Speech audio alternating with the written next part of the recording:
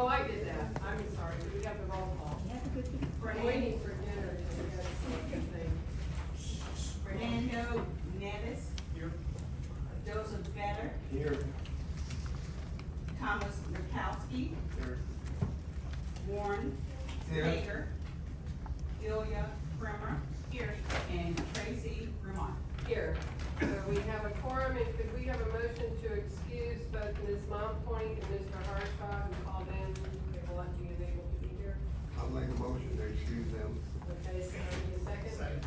All in favor? Aye. Like sign, okay, thank you. There won't be approval of the minutes, a little computer glitch, which none of us ever have problems with computers, so we have no idea what that's like, but glad you guys have to deal with it. That was time machine, okay. Action item 4A. Do we need to have this one read since it's not a deed meeting? Just action item 4A. Okay. Thank you. So, Mr. Beacher. Yes.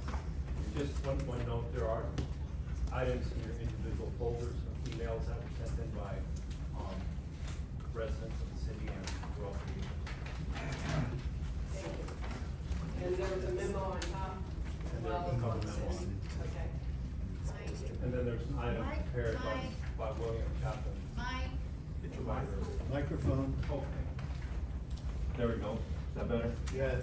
Right, in your folder, you have the items from, several emails that came in from staff prior to the meeting. Also, in your folder or on your desk, you have an item dated March 2nd, 2022 from William Chapin, architect.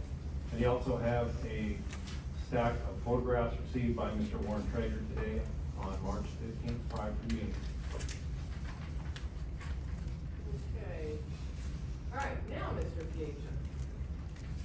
Thank you so very much, Madam Chair, members of the board, citizens.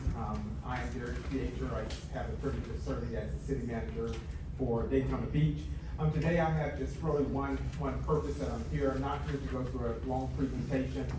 You've received a packet from the staff representative that shows the images as well as the report that was presented by the staff to our elected officials. At that meeting of the workshop of our discussion points, it was asked of staff, asked of the commission if they wanted to move forward with restoring this building, renovating it, funding it. A majority did not want to move forward. However, we did not bring anything to them in regards to demolition. I talked with some of the citizens who had concerns. I made it very clear to the commission that they decided they wanted to keep this particular facility, that as staff, we would do all we can to make sure we can find funding to do that going forward. There have been discussions about grant opportunities, general fund opportunities, but we wanted to come back to this board. You all are responsible for the historical components of our city that makes the city of Daytona Beach thrive and is successful. We did not want to just leave you out because of the discussion points that I had heard from citizens, reading documents in the past, and just talking with some staff members that these were ideas that were brought forth many years ago. But I want to be clear. Our staff here in the city of Daytona did the job that they were requested to do by the elected officials. They brought reports back to the commissioners based on experts in the field. Now it is your opportunity to be able to come and share before the commission. If it's a majority decision that you all want to present to our elected officials why you think this building should be either saved or demolished. The historical value that it brings to our community versus what it would cost. Those are decisions that you all get to present to our elected officials as advisory members to the city commission. We will do what the elected officials are asking us to do. You have the opportunity to present is what I'm asking, that if you all make a decision to move forward with trying to make this a historic designation or a historic site or a historic building, to have that be presented to our elected officials at an upcoming meeting. Right now, based on what we heard, there was a majority of the commissioners did not want to move forward with putting any money into this building. We have not brought anything to them in regards to a demolition of anything of that nature. So this is an opportunity for the residents of Daytona Beach, for you as a board to hear from them and also make a presentation to our elected officials because they assign you the responsibility from a historical standpoint.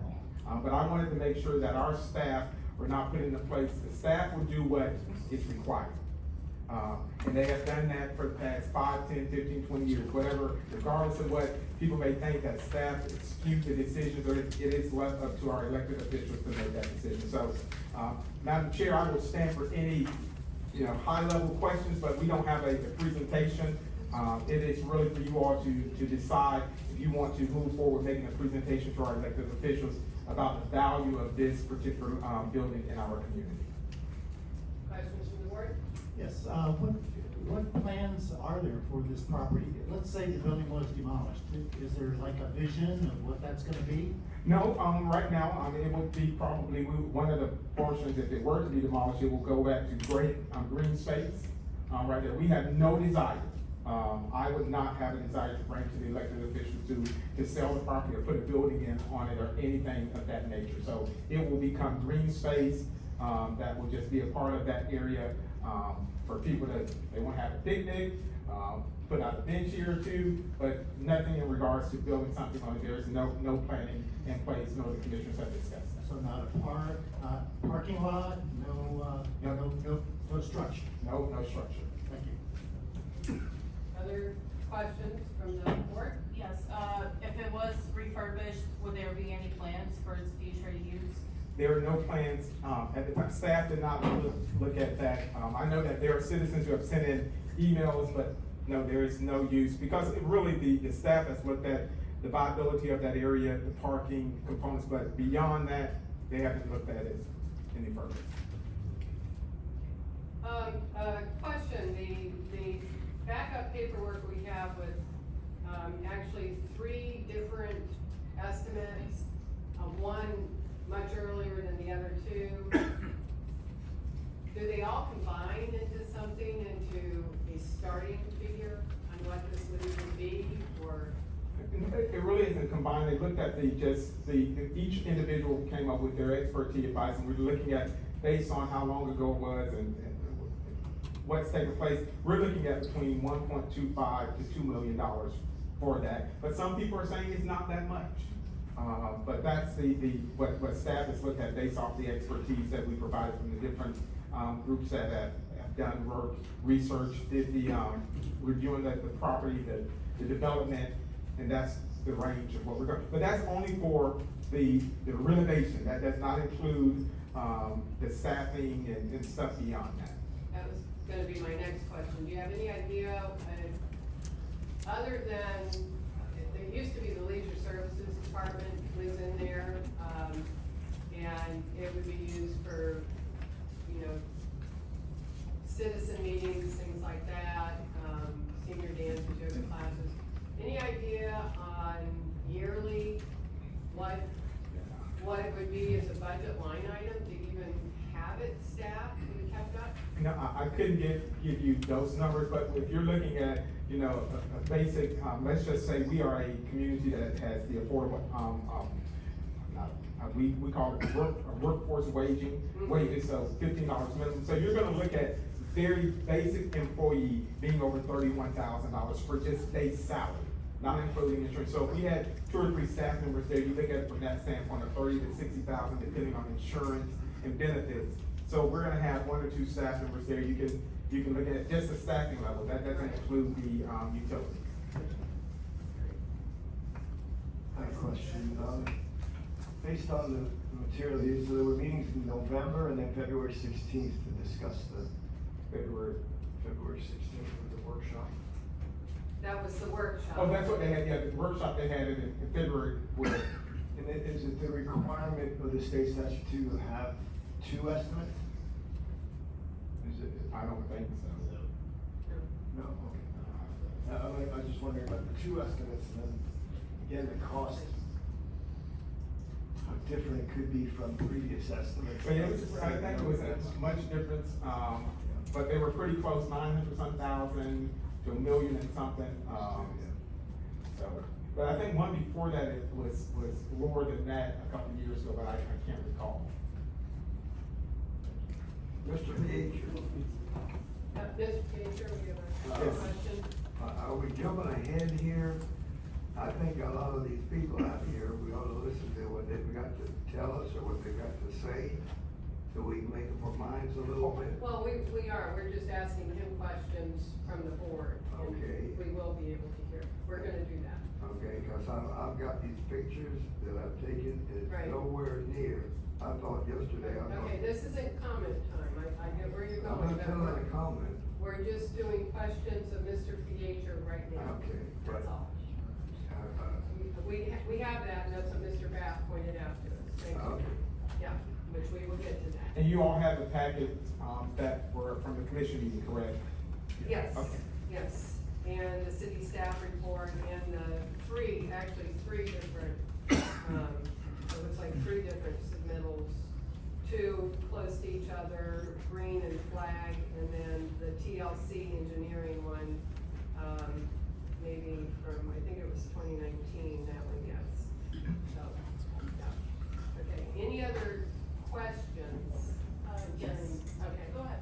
I just have a quick question. In the packet we were provided back in 2019, there was discussion and vote on this particular structure, and was it designated as a local historic site? Microphone. Sorry. Is it on now? Yeah. Okay. So my question was, back in 2019, was it actually designated as locally historic, or not? Okay, to answer your question, no, it was not designated as, local historic. It is considered, Yeah, I'm sorry about that. No, let me, No, it wasn't. let me proceed, please. I'll finish the question. It is listed as contributing structure to a national district. And it was expanded in 2019 to the Jackie Robinson, City Park, National Historic District. So it's part of a National Historic District, it's not a local district. And it is part of a, it is considered a contributing structure. It was different than a local site, which would have certain protections and provisions and oversight from the city. And to move forward to a local designation, there's a process in our land development code, 3.4E, would put it through as a local site, as we did for the Peabody earlier this year. It's my understanding and reading back through the record that the historic board in November 19th, under the discussion comments, it wasn't even an action item on the agenda. I believe it was Mr. Traeger I that made brought the it up, motion. made the motion, and it was passed to do that. It went back. 7-0. This board doesn't, all that was a recommendation. No, it was Right. passed. That's a 7-0. recommendation, yes, as a recommendation. This board does not determine local historic district. Only the city commission It has to does go that. through the city commission. Then if I may No, finish, They. Mr. Traeger, may I finish, please? Sure, go ahead. Okay, so what happened was then in December of 2019, there was no quorum before, of this board, so there was nothing that came back to the board to vote on, other than information from Mr. Gutierrez and his staff, his report that we had in our packet tonight, talking about the historical significance and et cetera, et cetera. And then it would have had to go to the city, but first it goes back to staff. And then what happened in 2020 was COVID. And there was not a meeting of this board until July of 2019. And at that point, there were only Zoom meetings. This never came back as an action item because everybody was very busy dealing with other things and how to do it. So it never came back as an action item. It has been a conversation in the community. It has had workshops, but until the board makes a recommendation tonight that would go forward to the commission, then the commission would vote on it. This is not a legally local designated historic anything. All it was a motion that was made that we are now back dealing with. That's all it was. And then it would have to go, and then the commission would make it such, so. Well, I made the motion, it was passed 7-0. To recommend, No. yes, I To read have it. it designated as a local, You don't Historic have, site. this board does not have the authority. but then it has to go from here to the city commission. And it which never did, It is what never I'm did, saying. exactly. But whose fault was that? What, COVID, Oh, you didn't have, this board didn't have a meeting for 8 months after that, 8 months. Well, So I think we perhaps can you're just, right about that part. let us dispense with the argument here, okay? Okay. Those are the facts. All right, thank you. Any other questions for Mr. Beacher? So you understand that the purpose is, if this board as a majority, vote for us to move that forward, we will bring that, allow for you all to make a presentation to the commission. If not, the item that will go forward to the commission will be a demolition item. And that will give you the opportunity to come before the commission and vote. Because at the workshop, majority said they did not want to invest. But if this board makes a decision to not go forward with that, I will allow for the board, saying allow, I will put on the agenda for this board to make a presentation why you think this building should become a historic site and that funds should be allocated, to renovate it. So I wanted to be very transparent that if that doesn't come from this floor, the citizens will know that the next time this item comes up, it will come with something, to demolish the building. Thank you, Mr. Page. Okay. So, we have comments from the public. We're up to 17 of them, so given that, if normally we don't put a time limit, but I think given this amount, 3 minutes like the commission does, would the board be okay with that? All right. And if I pronounce your name incorrectly, I'm sorry. I can't even read the last name. Bill Chopin? Chapin? Chopin will do, but it's Chapin. Chapin, that's an A, okay, thank you. Thank you. All right. I'm Bill Chapin, 85 Orchard Lane, Ormond Beach, and I'm an architect. And I have actually a fairly strong history in historic architecture. I was on the New York State Landmark Society Board. I was the executive director of the Octagon House in Washington, D.C., which is probably the second most cherished historic building in Washington. I've been on the Volusia Historic Board, and I've done a lot of projects that have historic meaning. I've got 3 projects on the National Register. In about 2017, as a member of the Vets Board, we were looking for a new home for the museum because the TikTok shop had finished our lease. And so we looked around and the rec center came to our attention. So I looked into it as a potential place for the museum to be housed. And in fairly extensive research, including looking at the studies done by Alan Green and John Simcoe, both high professionals in this town, and looking at their numbers and not being able to get into the building because it was closed for some reason. But looking at all the information they gave me and looking at what I thought the building represented, I was very comfortable that that would have been a wonderful place for our museum.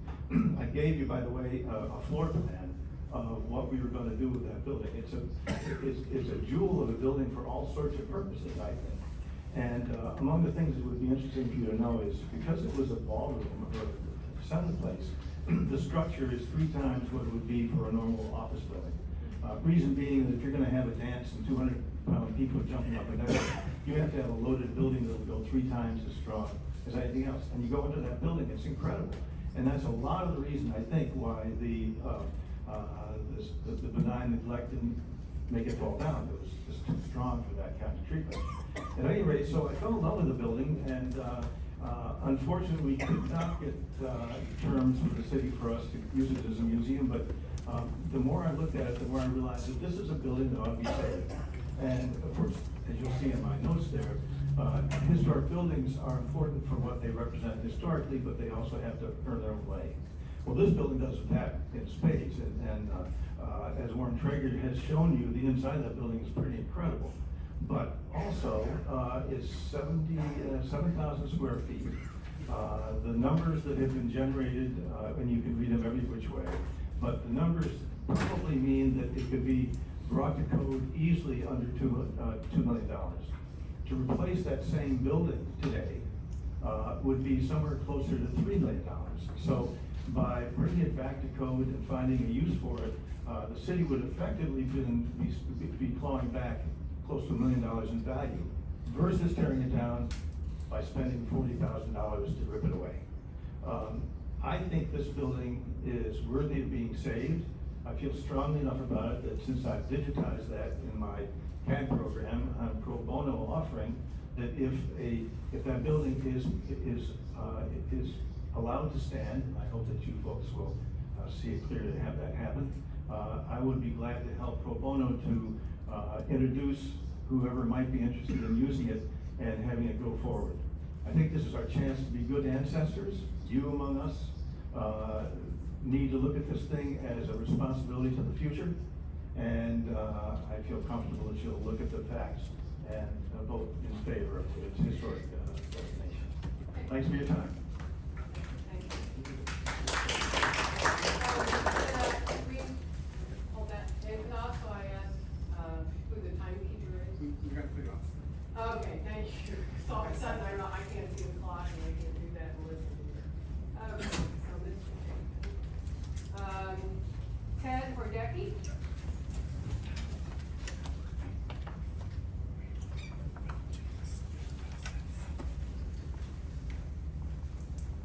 I'm Ted Hordecki, 113 Braddock Avenue, Daytona Beach. I'm in favor of saving the building, and the reason I'm in favor is I worked my whole life in renovation of historical properties in Chicago, historical hotels, landmarks, theaters, and I also renovated historical homes as a sideline. And just as an example, one time I paid $60,000 for a house built right after the Civil War. And the guy I was competing against for the property was gonna tear it down, build an apartment building.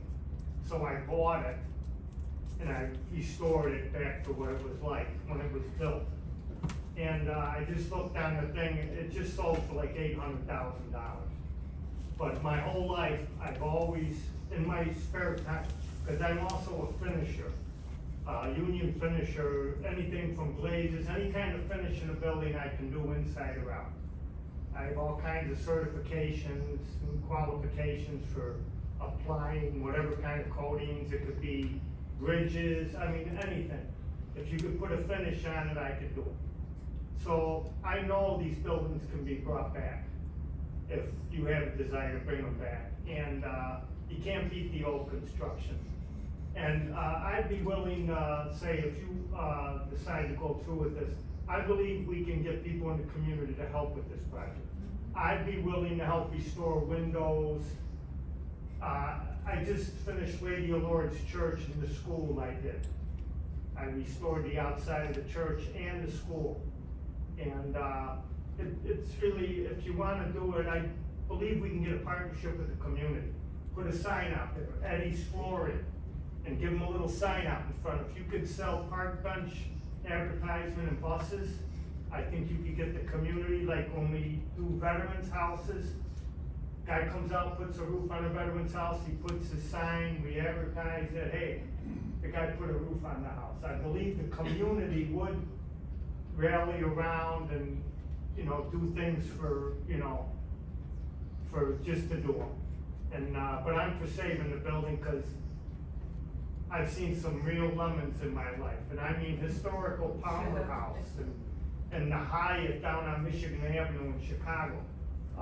The Bay Cubs, I worked at Wrigley Field for years. Northwestern University, they restored all them buildings, all the old stone, the old gates, and they restored it all, and it's beautiful. It could be a beautiful building, and I don't think it'd be as difficult as people would think. Thank you. Thank you, Mr. Burnett. actually, could we not do that? We do want to get some public comment. Thank you. Sandy Murphy. Good evening, Sandy Murphy, 136 Park Avenue. I'm here to speak in favor of preserving the wreck. It's been pointed out that the city commission said, don't bother saving it. They had no inclination, but all they heard about was cost. They didn't hear a thing about the value of this property, and that was a serious omission. The other thing is that very much was not known. Things were not known about this property until we at C4RD started to investigate it. And found out, no, it wasn't built in the 20s, it was built in 1943, and yes, it was by Mr. McDonough, the architect, but nobody knew that it was funded entirely with Federal Works Administration money. Nobody knew that it was there because the WAACs were under such pressure to not be seen out in the community because they were just overwhelming our town so much that we needed someplace else for them to have their recreation. Those same WAACs who saved our economic bacon by coming here to train and literally bringing us $5 million a month to a city whose tourism had just died. So I think the value of this property is much in excess of what the cost will be. We have a lovely little historic district down there. We have the fire station. We have the old casino. We have the ballpark. It would be nice to continue that path and solidify this historic area and bring it up to standards that make it a destination. There are any number of things that can be done with that building, but until it is designated as historic, it's very hard to go forward with that.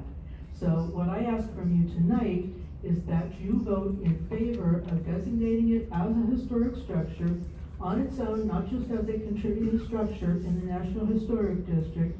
Recognize the importance of that. When those WAACs were here, World War II, that was a critical time for our town, and we have no place to show that. It would be great to allow this to be an emblem of that time, the importance of that time for our community, and create an historic destination to support all the other things that are happening along Beach Street. Speaking of which, we will have a huge esplanade the entire length of Beach Street through the downtown. We have no need for additional green space down there. That's a waste of space that's available to us where we could instead be restoring something that's significant to our history. Thank you. I will have to ask you to wait. We're here to get to public comment, and we don't need to have it extended. They don't do it in other meetings, and we're not gonna do it here. So please respect that. Thank you. Amy Kyle? Hello, I'm Amy Pyle, 136 South Grandview Avenue, and I'm here to read public comment from a gentleman named Patrick McAllister, who is a writer for Veterans Voice Weekly. I'm hoping to get through this whole statement in 3 minutes. There was a time when Daytona Beach was on the front lines of World War II, not figuratively, literally. It was into this that a group of patriotic, strong women marched into Daytona Beach in 1942 to start basic training. That year, German U-boats prowled Florida's shores unfettered. This was Operation Drumbeat, which cost an unprepared America hundreds of ships and thousands of lives. Folks walking on the Daytona Beach boardwalk were aware a U-boat was watching. This was the 1942 world of Mary McLeod Bethune. Bethune wanted the upstart Women's Auxiliary Army Corps to get a facility in Daytona Beach. She had the president's ear. Despite the Army's resistance, WAC recruits, we can rightly call them the Bethune Brigade, trained here. The Army didn't give the WAC soldiers proper facilities. They did their basic all over Daytona Beach out in public. Because the Army wouldn't, the city built what's now the City Island Recreation Center for them. Now it might be demolished. This would be a missed opportunity. Daytona Beach can use the building in part as a National WAC Historic Preservation and Education Center to remember the past and inspire the future. Daytona Beach could set up markers at the sites where the WACs did their basic Visitors could enjoy the WAAC March, a self-guided walking tour from marker to marker, starting at the center, to learn more about the soldiers. Women are the fastest growing demographic in the military. The state's Veterans Department says women are the fastest growing veteran population in the Sunshine State. Daytona Beach has a treasurable part in the proud history of women service members. Military history tourism is a thing. Some of the earliest predecessors of the SEALs trained at Fort Pierce for a short time in World War II. For decades, it was a forgotten part of Fort Pierce's history until the National Navy UDT SEAL Museum opened in 1985. Now that brief part of the city's history is a centerpiece of its identity. Thousands travel to see the museum annually. After seeing its success, other cities have tried their damnedest to rip the museum and title Birthplace of the SEALs away from Fort Pierce. What could the City Island Rec Center become, and how far would folks travel to see it? And that's the end of Mr. McAllister's statement, and it's my time, I don't know how much more time I have. 10 seconds. Things in the physical realm deteriorate over time, as we know, just like us. But value can also increase, and I'd like to see this building preserved. Thank you. Ann Ruby.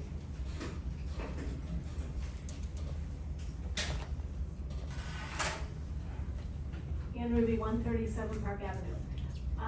When I was studying history at the University of Wisconsin in Madison many years ago, one of the things I did learn was that if you're going to study history, it's not static. You have to be willing to learn things about people, places, and events. More things, because you become aware of more things. And I think one of the things that's been a problem for the rec center is people assume they knew the history, but they didn't. So I'm going to do a quick little timeline. In 1954, Mattie Treadwell wrote an 800-page document about the history of the WAACs. She talked about the investigation that was done into Daytona Beach. And the investigation was done because the WAACs were vilified by local citizens. They said terrible, vile things about them. And the investigation found that none of it was true, it was unsupported, but that was desperately needed were recreation facilities for the WAACs. They found that 90% of the women, there were 10,000 women when they did the study, 99,000 of them, 90%, 9,000, were staying in their barracks overnight, at night, not going out, because they did not want to be accused of heinous, vile things that people were just making up about WAACs who went out. So the recommendation was build a rec center for these people. And the Army said, nah, we're not gonna fund that. So Daytona Beach went out and got grant funding and built this building. And when they built it, they decided to put the stucco finish on and the interior plaster. You come forward to 1999, and it's designated as a contributing structure, the National Historic Designation. It was built in 1943, and that McDonough was the architect, but it has nothing about the funding and nothing about the purpose of the building. And when Treadwell wrote in 1954, she didn't know that the city had actually built one. So you go to 2000, there's a World War II heritage trail by the state. Daytona Beach has two sites, a rock with a plaque on it at the airport that's obscured partially by a trash can and a planter, and a small museum exhibit at the Historical Society. Nothing about the rec center. So that tells you in 2000, the city didn't even know what they had there. Then you go 2018. The News Journal and city staff are reporting it was built in the 1920s, sometime for dancing. That's not accurate. And in 2019, C4RD went and sat many hours in the microfilm room and found the articles that detailed very clearly how it was built, with what funds, and for what purpose. And then, in 2022, I hope you all watched the video that we made. Did everybody watch that? Okay. Well, I did email it to you. In 2022, we did find about...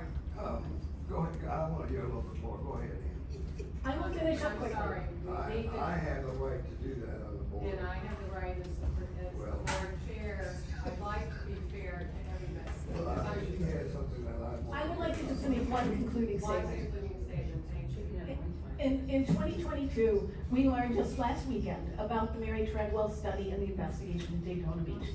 That story is not Wait, fully no, told. let me stop you again. Is someone, did I hear someone who had signed in willing to give over your time? Yes, you can. Could you tell me your name and I'll pull it from here? My name is Terry Pierce. I live at 503 Fifth Avenue, Daytona Okay, Beach. all right. If we could start the clock for another 3 minutes? Okay, thank you. And, and, 3. thank you. Or you're not invited. For the record, Terry is in favor of this as well. Right, I would have said that. Now I lost my train of thought. Okay, so we have spent $20,000 to get estimates on cost. That was $16,000 in 2019 for that estimate. We spent $4,000 for Alan Green's estimate in 2021. And those estimates came in at about, the TLC estimate in 2019 came in for phase 1 restoration at about, I think, 762. Alan Green's came in November of 2021 at about 777, but then he needed to add about 20% for other fees. So that got up to the 954. But when the city commission heard the workshop, they heard, oh, those costs, those November estimates, they're not valid anymore. They could be 40 to 80% higher. So we have no idea, it's a moving target. If you declare it historic and the city gets a purpose for it, we can get an actual cost on it. But what we need to do is look into the benefits it can have. There's a company called Place Economics, where it looks at preservation, the value of preservation and restoration in a revitalized downtown. The city is spending millions and millions and millions of dollars to revitalize Beach Street, but they're gonna tear down all the historic structures pretty much from ISB up to Fairview. That's all gonna be new. If you preserve this, then you would have an old section coming down the river, make the corner on Beach Street and going up to ISB. And we could hire Place Economics to do for $20,000, at least invest that much, an equal amount, to look at the value of preservation and restoration on a revitalized downtown. I'm just gonna read the quote that I sent it to you, I hope you read it. He said, he's been doing this for 30 years, their CEO says, I do not know of a single sustained success story in downtown revitalization anywhere in the US where restoration, preservation was not a key component of the effort. That doesn't mean it isn't theoretically possible to have a downtown revitalization but no restoration, but I don't know about it. I haven't read about it, I haven't seen it. So we're spending millions to have a historic downtown. The least we can do is preserve this building. It could become a real centerpiece for people who are interested in the history of the WAACs. So I thank you for the extended time, and I do hope you'll view this positively, and I do suggest you watch the video, because it's pretty good. Thank you. Thank you. Thank you. Jenny Nazak? Hi everybody, Jenny Nazak, 501 Harvey. I joined my neighbors in supporting the preservation of this building. The history is astonishing. When I watched that video, I was blown away. I tend to want to reuse and recycle things in general, especially historic architecture, but when I read about the history and heard about the history, I was just stunned. This has the potential to be a uniting element, you know, with military history, African-American history, women's history, beautiful architecture, it's wonderful like that. We're also always looking for elements to attract a more mindful and thoughtful class of tourists, and preserving our historic sites is one of those really good ways to attract a more kind of considerate and respectful type of tourist. And it can also have a great use for the community. I agree with what Ted said, that a lot of local businesses will probably step up and volunteer their work. My little eco landscaping business would certainly donate labor for sustainable landscaping, for example. Thank you all very much. Kimberly Hofftower?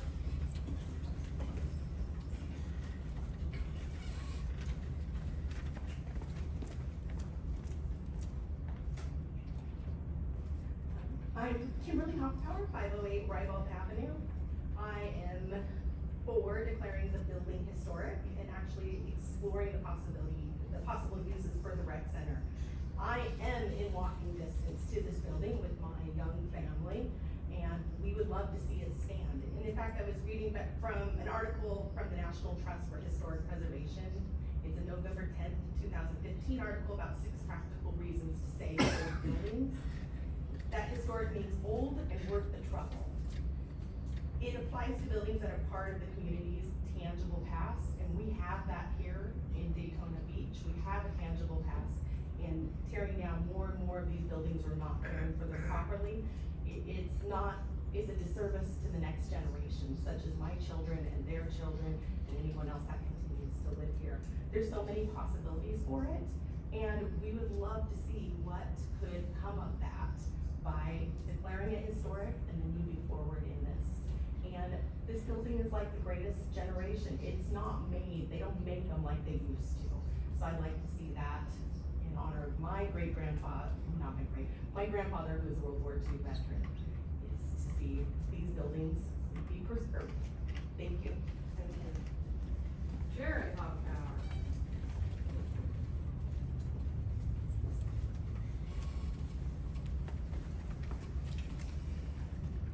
Jared Hoffbauer, 508 Rifle.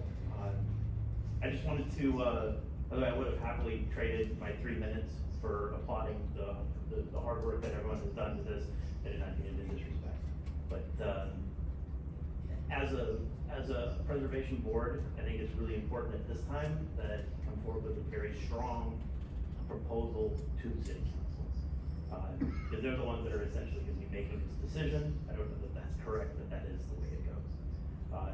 So please take advantage of the community and the resources that they've been putting together, the videos, the proposals, and some of the ideas on how to use this very specific space and the reasons why it should be preserved, and use that as to present to the city council to make a very, very strong argument. Thank you. Heather Files.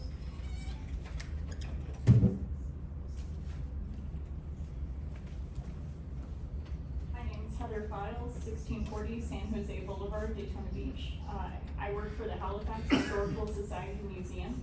I've been there since December of 2020, and in that time I've spoken to a lot of new members and both old members that have been with us for a very long time, and they all seem to have the same thing in common, and that's the history of the area, especially its preservation. A lot of the times when we speak of the old hotels that used to be in the area, the biggest question I get is, where are they? And this is a building that would represent Daytona's history and the Women's Army Corps that have been here. And like they said in previous conversations, I mean, $5 million they represented and gave to the area and helped with the area. I'm 34, I graduated from Mainland High School. A lot of the area history wasn't spoken about at the high school until we did a 100-year musical for the celebration of Mainland High School. And that's when I learned about the history, and that's when I fell in love with it. And I represent that age bracket that doesn't always come into the spotlight of the area's history. And we're interested, and we'd like to see it. I think that people go to places like downtown DeLand, Mount Dora, they go to these downtown places, there's an interest in it. Why can't we be a part of that as well? I'd like to see people come to Daytona for our downtown rather than us going to DeLand or Mount Dora for their downtown. It's right here, so we should invest in that. And that's all I got. Thank you. Thank you. Very good. Suzanne Odino or Odera? Odina. Oh, I should know. I knew that. My name is Suzanne Odina, and I live at 716 North Wild Olive. I would like all of you, if you were in the military, to please raise your hand.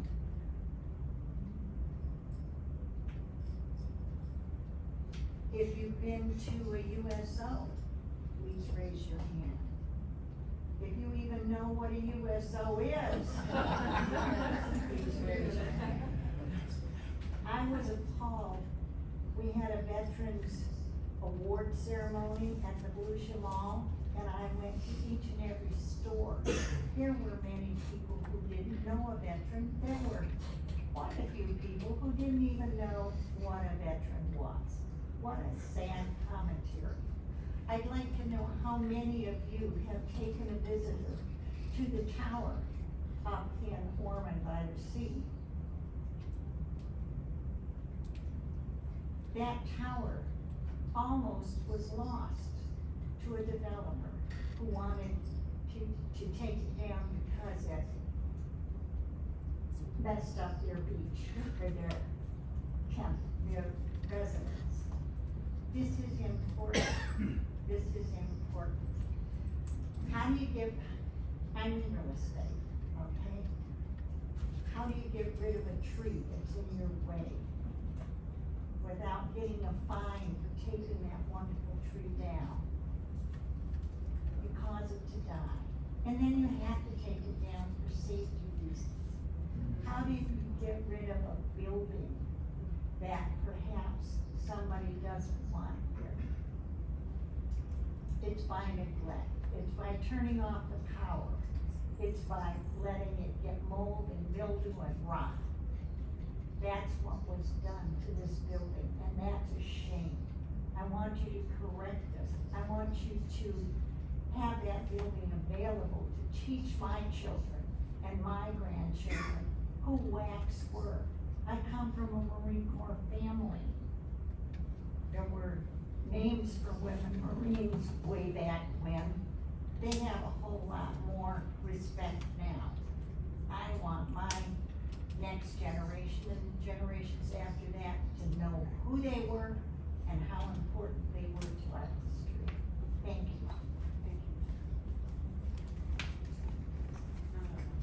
Vernon Weatherholtz? That's an easy one to say. I had to figure out the H&R.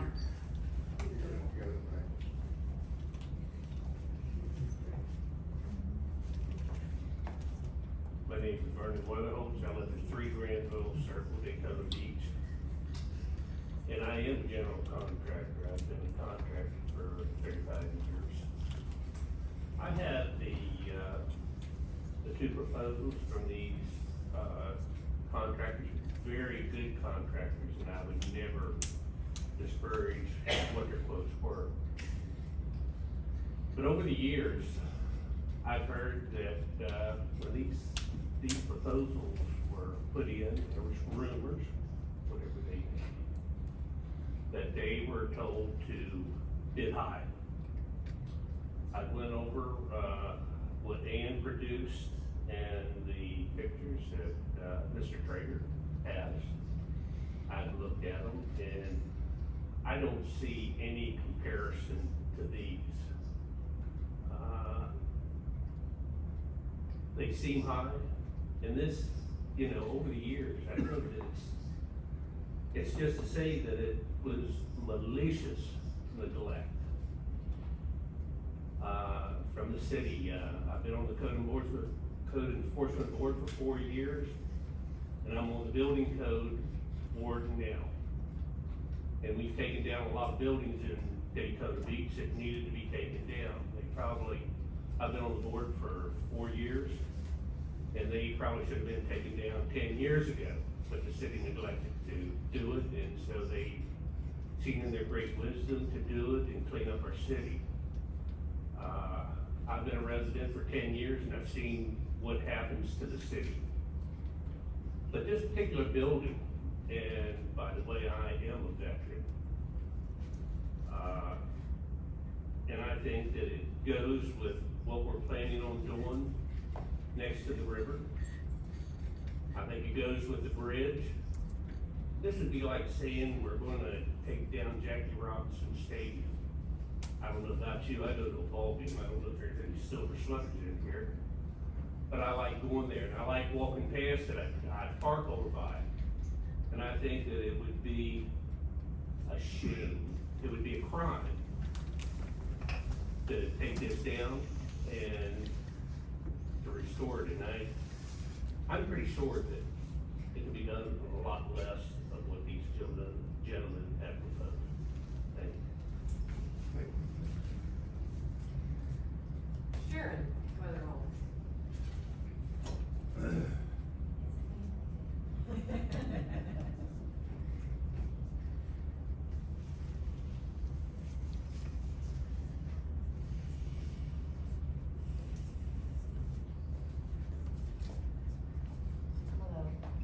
Sharon Venables. I live at 3 Granville Circle. All the things that I've been hearing, it sounds like to me that we're gonna need some volunteers. I think the community should volunteer to save this recreation center. And I just want you to put my name on the top of the list. Thank you.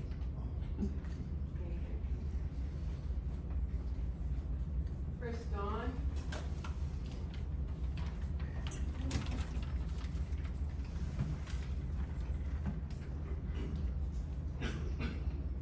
Hi, my name is Chris Dawn, 132 Pierce Avenue.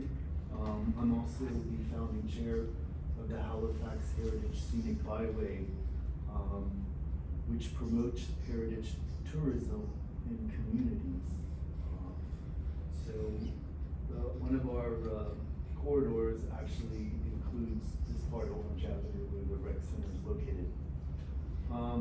I'm curious of some missing information that I haven't seen, and one is that if there is a national register for the City Island ballpark, I am not aware of the survey that was included to the City Commission for the resolution to adopt it.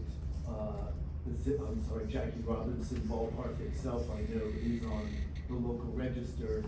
The question is, where's the resolution that possibly has the City Island Rec Center with it? It'd be very handy to have a copy of that, first of all. Second of all, I'd like to read into the record from the city's land development code. It's item 2.4, which is Historic Preservation Board. And then section B3, which is the powers and duties.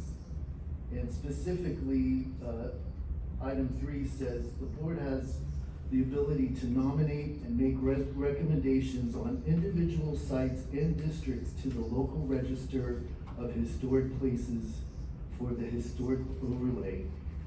So this board does have the authority, and apparently it seems that was done. So you might want to review that from the land development code to make sure that your T's are crossed and your I's are dotted. And I'm sure Mr. Bapp will help you with a copy of that or the legal representation who's on this board. And finally, I am a downtown resident, and my concern about this building specifically is we're now going to have at the commission meeting tomorrow a discussion about adding more residents downtown. And I would like to know where downtown residents like myself are supposed to have community meetings now. Because this is the purpose, since I've lived here for 17 years, I've gone to many public meetings at that building.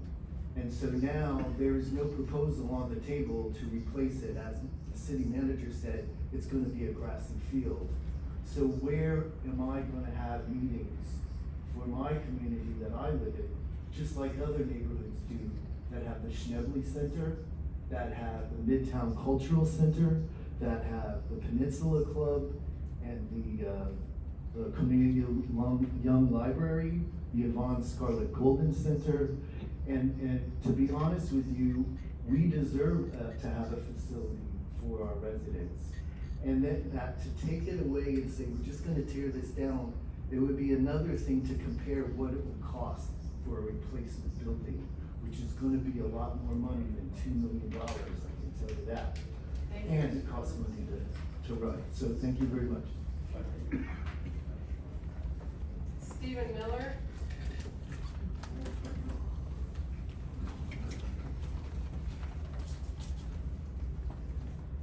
Steve Miller, 383 Walnut Street, Petersburg, Daytona Beach, Florida. Wow.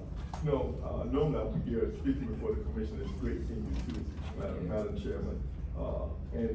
And normally we talk about the city fathers, but for the beautiful Daytona Beach, we have city mothers. We have 4 females on this commission that going to also vote on your decision. And I want to talk about the most famous individual in our neighborhood in the Midtown area. In fact, in all of Daytona Beach is Mary McLeod Bethune. She fought for the WAACs to come here. She fought for those kids, those 5 kids and $1.50, and she built it on a dump. She saw the value of females and women because she's a strong black woman, and she saw fit that 10% of the WIC was going to be African American. So there's historical value to this particular property, and it'll be hard for me to believe that females are vote something down that's so important, especially, and I think about a friend of mine in the military now, and she left because of the abuse that happens in the military to female officers, individuals in the military. And I just think that it would be a travesty for us to tear this building down, especially how some folks treated those ladies that was here. I just think that this building is historical, and everybody that I heard so far is for this. I'm thinking, who in the world is against this? Where's the devil? You know, because it'd be hard for me if I was sitting in a position of making decisions based upon my constituents to vote against the people who say that they want this particular building. But I have seen elected officials and people on board do just the opposite. But you know what? This is Daytona Beach. This is the most beautiful city in the world. And I just think that building, and I've always been in love with that building. And I've been talking to my city manager for some time now, before he even got here. We need to keep this building. And I think Mary McLeod Bethune going to Washington, D.C., and she fought for this. It will be a great time for not only black folks, but white folks and military family to be able to come here and enjoy a building that was created so that we can increase the value of women who want to serve their country. Thank you very much, and I appreciate you giving me the opportunity. John Nicholson? There you are.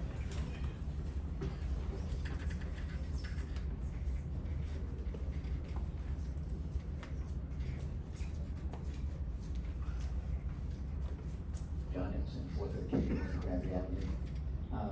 I've only lived in Daytona Beach 40 years, so this building was here before me. Warren would know. He was there when they built it. The whole idea that you all are discussing this is strange to me. This is a no-brainer. It really is. And in case you haven't noticed, you guys are the historic board, and we're talking about history here. More history than I've known, especially the WAACs. I had no idea of the prominence. I knew they were here in town, but I had no idea of their relationship to this building. Now, of course, the whole big thing out there is, oh, the cost. Oh, geez, the cost is gonna be terrible. All right, we're talking $750,000. It'll be $3 to $5 million to replace this building, because they're not gonna put it here. They would have to buy land, they would have to buy land for parking, they would have to build a building large enough, because downtown has zero zilch facility to have meetings, none. Midtown's got 3. Beachside has 1. Downtown has nothing, and you want to tear it down. It's a historic building, you want to tear it down. Jim Chisholm is gone. Realize he's gone, and his history is gone with him. Thank you. From 2010, he chose to destroy this building. When they did the plans for renovating Riverside Park, Riverfront Park, the building was down. And from that point on, it's always been to get this building down. So you have a chance to change that. You absolutely positively know this is a historic building. You've got to know that. Secondly, you have to know the connection to the WAACs. That is so unique. What other community in the United States can say that? It is so unique, we can build on that. More so than Jackie Robinson Ballpark. This was here for 3 years during the war. And some of you, Warren knows of course, but some of you, look at your history books. World War II was a big event. Not only did we have this building, we built ships to save the United States. There's a lot of history here from World War II. and we're tearing it down little bit by little bit by little bit. You don't destroy your history. To tear this down for a couple $100 or whatever it is, you could rehab it for $700, maybe maximum $2 million. You know you can get wasting in rec funds, echo funds, fine, Florida Inland Water, it's right there. You get CRA funds. Echo has $18 million, you get a super fund, $2.5 million for this building. Guess what? They never said $2.5 million in rehabbing. So you have money left over. Money is not an issue, and the city has neglected to tell you what could be done. Have you noticed that? They were asked to know what could be done with the building, and they refused to tell you. Jim Morris laid very heavy, it must be torn down. The floor is buckled. Have you seen the pictures? Does that look like a wavy buckled floor? You do know they make sanders that run on floors and levels them out. It's a new invention, it's only about 100 years old. All right? This can be saved, and it ought to be saved. Thank you. Okay, and Commissioner Traeger.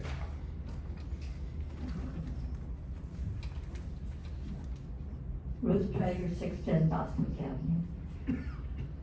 I have listened to all the people, and I agree wholeheartedly. This is a building that should be saved. You are a historic preservation board.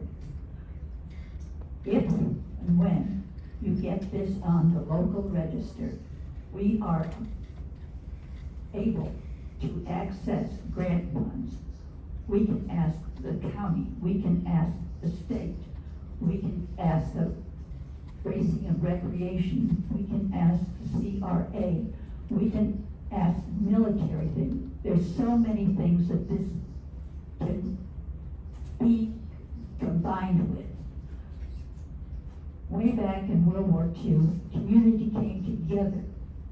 Dr. Mary McLeod Bethune Boulevard, and Dr. Mary McLeod Bethune, and many others of the community thought to brought the WAACs here. When we were practically a ghost town because of the end of tourism, because of the war.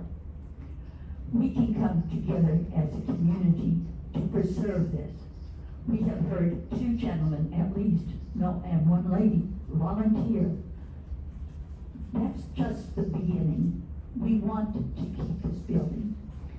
I was looking at other pictures before, and I thought, oh my goodness, how bad it must look. I got in to see it yesterday. I was astounded. This building has good bones. In fact, there was very few damage on the floor. There were a couple of ceiling tiles. The only thing is there was a hole in the roof. And why was there a hole in the roof? Because this city of ours had malicious, benign neglect for demolition. I asked 2 weeks ago to have at least a tarp put over that hole. When I was there yesterday, there was no tarp. You could see clear through to the sky. Now that is shameful of the city of Daytona Beach. Not counting just the history of this building. And they say, well, what can we do with it? Well, it's gonna be near the Veterans Plaza, it's near the Veterans Bridge, it's in the historical park with the museum there, the historic firehouse. Fine, it could be another museum to the WAACs in honor of them. It could be a welcome center. We don't really have that much of a welcome center here, but people could go visit the Veterans Plaza, they could come across, it could be a little cafe for them to come across and maybe gather their thoughts, maybe have a meeting. It could be a meeting for senior citizens. We don't have a meeting area for senior citizens right there. There are many things it could be. I'm sorry, Commissioner. Most of this is just these repairs. I can't have one more minute.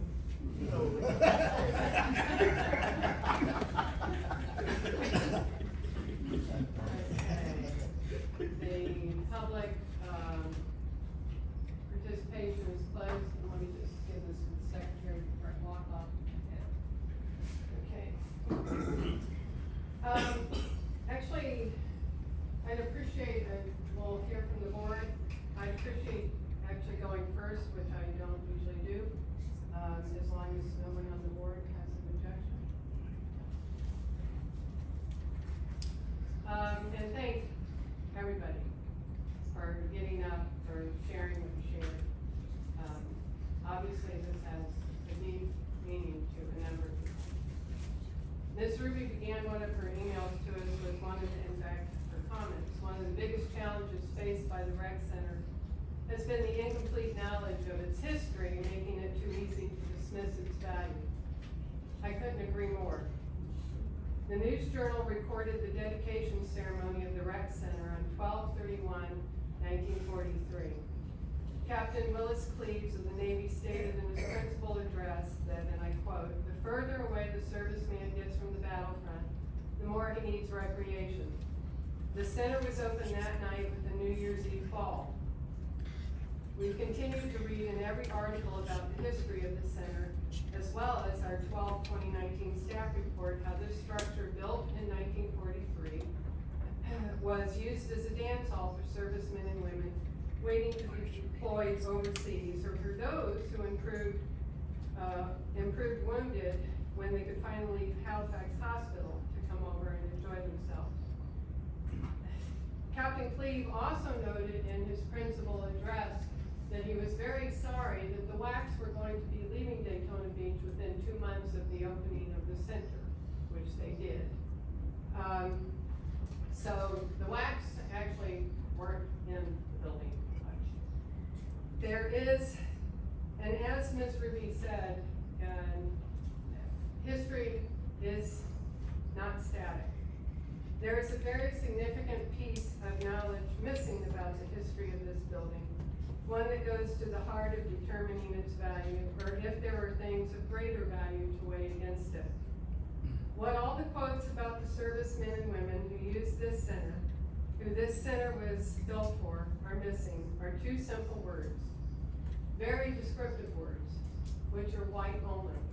This was a segregated building. That is its past, that's the history no one talks about. It's not all its past, but it is its past. There was, how do we know this? First, every military branch of the U.S. Armed Forces was segregated. That segregation was not ended until Truman signed Executive Order 9981 on July 26, 1948.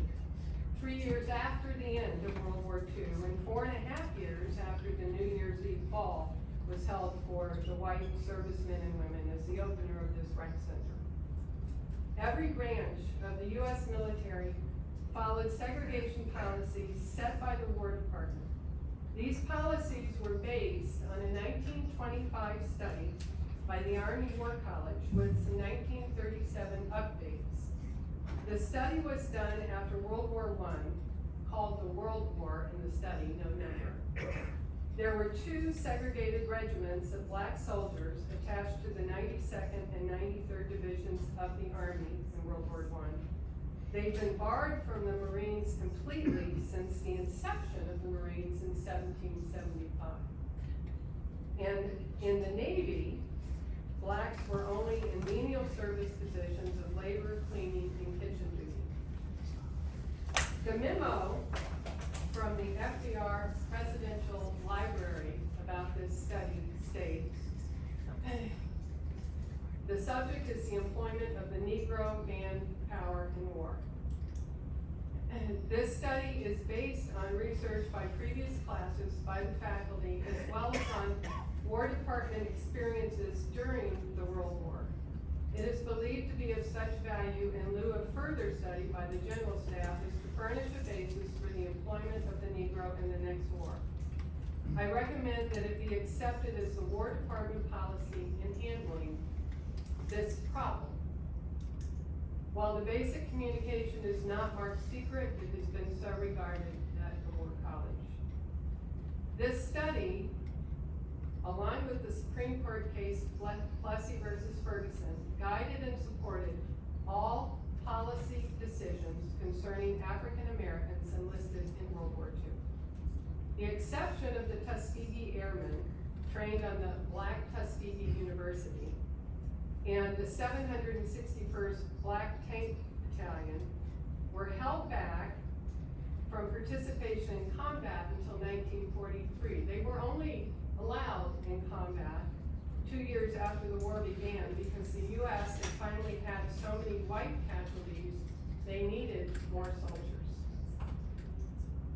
The first Tuskegee combat mission, not their pursuit missions, which they did, and that's to help the back of the combat battalion. The first combat mission was in June 1943. Until then, both these black units were relegated to backup support of ground troops. They brought the supplies needed by the white soldier to fight. The War Department study was done to evaluate the Negroes serving in the U.S. Armed Forces based after what they felt were underserved by the 92nd and 93rd Divisions in World War I. Of course, they were also under everything, under supply. This study premise, and all of this is in the Franklin Delano Roosevelt Library. This study premise was to analyze, and I'm quoting here, 5 references, A through E, the mental, physical, emotional, moral, and psychological qualities and characteristics of the Negro as a subspecies of the human family. This has to do with everything. This is part of the history of this building that no one apparently cares to talk about. And I didn't interrupt you, I appreciate not being interrupted. If you don't like what you're hearing, you may leave. The AWC 1925 study did note, and of course they found nothing good about anybody black at all. They were immoral in relation to honor, they did not possess initiative, they ran from danger, they were physically unqualified for combat duty. The study did note that those blacks that were recognized as showing marked mental attainments and ability did so because they had a heavy strain of white blood. The study also noted the Negro had no leadership ability since he evolved from, and again, all of this is quotes, mediocre African ancestors, which coupled with their slave experience did not enable development of leadership material. Even though African Americans had fought in every war in this country, starting with the American Revolution, they were in combat and conflict. They were in police actions, whatever you want to call wars. That everything this country has been engaged in. This study examined Negro soldiers and found them lacking. The study said that segregation was the most efficient system of race relations and needed to be War Department policies. What did this mean? In the U.S. Armed Forces, it meant, along with Plessy versus Ferguson, which they referenced, separate barracks, separate hospitals and wards, separate blood supplies and separate banks, separate medical staff. The armed forces, the black nurses in the Army, they were only allowed to treat and help black servicemen or German POWs, which I imagine was a great deal for them to have to do. God bless them. It also required separate day rooms, separate baths, showers, and toilet areas, separate training facilities, and separate recreational facilities. This was a recreational facility. It was required to be separate because another policy of the War Department is whenever servicemen and women left the basis that they were on, they were required to follow the ordinances, the rules, and the practices of this community in which they found themselves. This included the WAACs who came here. And Mrs. Bethune was very vocal about not being in favor of the base being segregated. But she went there anyway, and she did it anyway. But those black WAACs were segregated. And they were segregated on the base, and they were segregated in this community. No blacks served here. One, There were no blacks wax in Daytona Beach. thank you, we obviously read different things. 1.1 million black men and women served in the military in World War II, which is less than 1/2 of the numbers who volunteered. The reason it's less than 1/2 is due to the lack of segregated facilities, because the Army had none, and the Army had to start building them, and they were using more of their money for the war effort.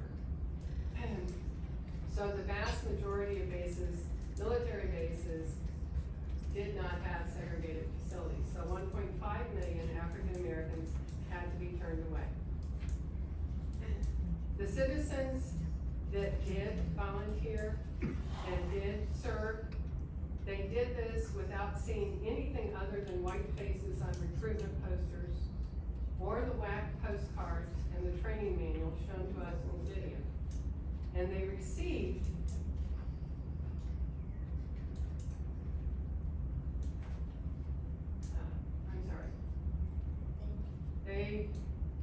they received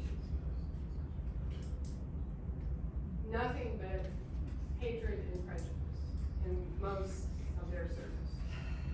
Besides the policies of segregation on military bases and in work assignments throughout the armed forces, there were policies stating these off-base behaviors, as I said, and this leads us to the second reason that we know that this rec center was white only. Not only did the 1888 Florida Constitution codify segregation as to interracial relationships being illegal, which were not lifted until 1967 with Laughlin versus the state of Florida. Poll taxes to keep blacks from voting from being legal and making that legal, and segregated schools being legal. And this was all, this Constitution was 8 years before Plessy versus Ferguson.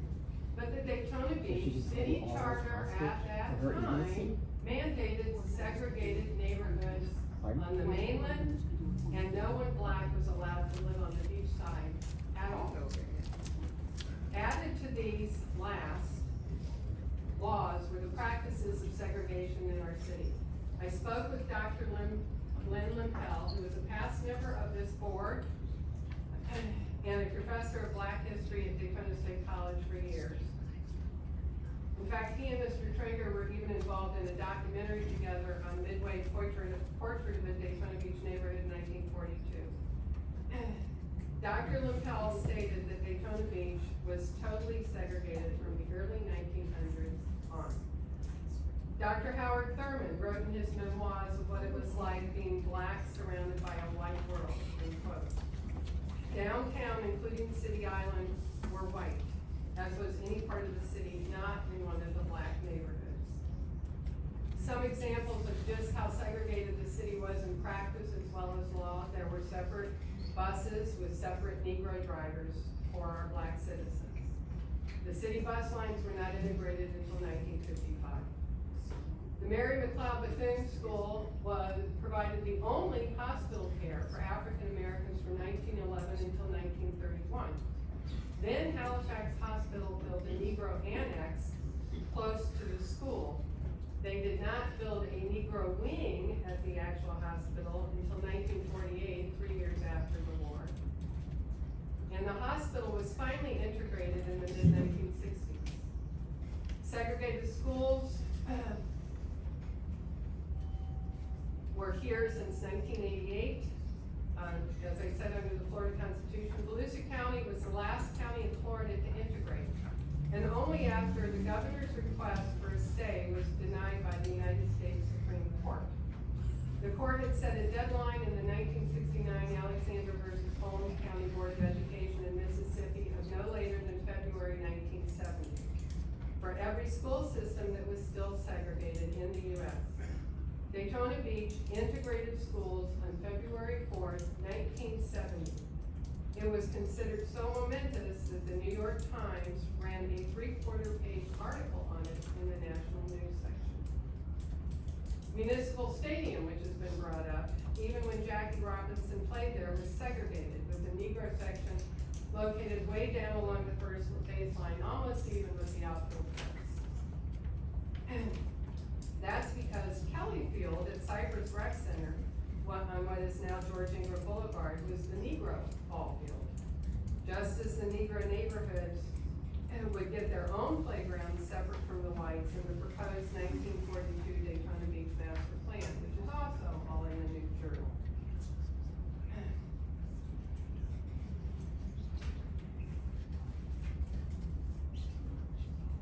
Furthermore, as for recreation areas, buildings, and grounds being segregated, what applied to black residents of the city did not apply to the white German POWs who were held in Daytona Beach. They were actually taken to the beach to swim, an activity denied to anyone black, resident or black serviceman or woman. I will always remember a conversation I had with Supreme Court Justice Clarence Thomas when he was here as Grand Marshal for the Daytona 500. He told of a visit he made here with his granddad when he was 9 or 10, which would have been 57 or 58. How beautiful he remembered the ocean being when they drove down along A1A, but how bittersweet it was not to be able to actually drive on the beach or swim in the Atlantic. George Ingram shared almost that same story in an Orlando Sentinel story, only he and black friends were actually driving on the beach when a carload of white youths from Alabama told them they weren't allowed there and to get off the beach. Dr. Limpel, in that article, said there's no record of a city law barring blacks from the beach, but there was no need for one. It was a practice. If you were black, you didn't go to the beach. You were asking for trouble if you did. I also developed a friendship with Charles Cherry, having met him first at a candidate forum at Bethune Cookman University when we were running for office in 1995. I spent countless hours in Mr. Cherry's office at the Daytona Times, as well as many meals with he, his wife Julie, and my husband at our homes, respectively, and heard their stories of being black in a segregated Daytona Beach, having been here since 1952. And his stories of the fight for civil rights here, including black student sit-ins at downtown white-only restaurants. Also, while we're talking about George Ingram and Cypress Rec Center, which also has been mentioned, the rec center itself wasn't built until 1949, even though the park and Kelly Field were opened in 1929. That's because the building of the rec center in the black neighborhood was done to try and get Mr. Ingram and his West Side Business and Professional Men's Association to drop their lawsuit against the city concerning the white-only policy of the new Peabody that had just opened in 1948. The rec center, 1/4 the size, with none of the amenities, was meant to be the black version of the Peabody. The city lost that lawsuit in 1952 on the grounds of the 14th Amendment, but the city did not allow black citizens to enjoy the Peabody until they built separate bathrooms, a separate lobby area, a separate ticket office, and a separate entrance. Added to this history is the news article on the dedication ceremony for this building. Which I referenced, every dignitary, every speaker, every community leader, along with every serviceman or woman at the ceremony involved in the pictures in the news journal, they were all white. It would have looked like the photos that these were also spoken about in the Daytona Boat Works. Find me a black face in any of that. But it was downtown where it was segregated. The video that we saw states that Daytona Beach only has 2 sites on the World War II Heritage Trail. That should probably be updated because we actually do have 4 sites. The bridge that is right over there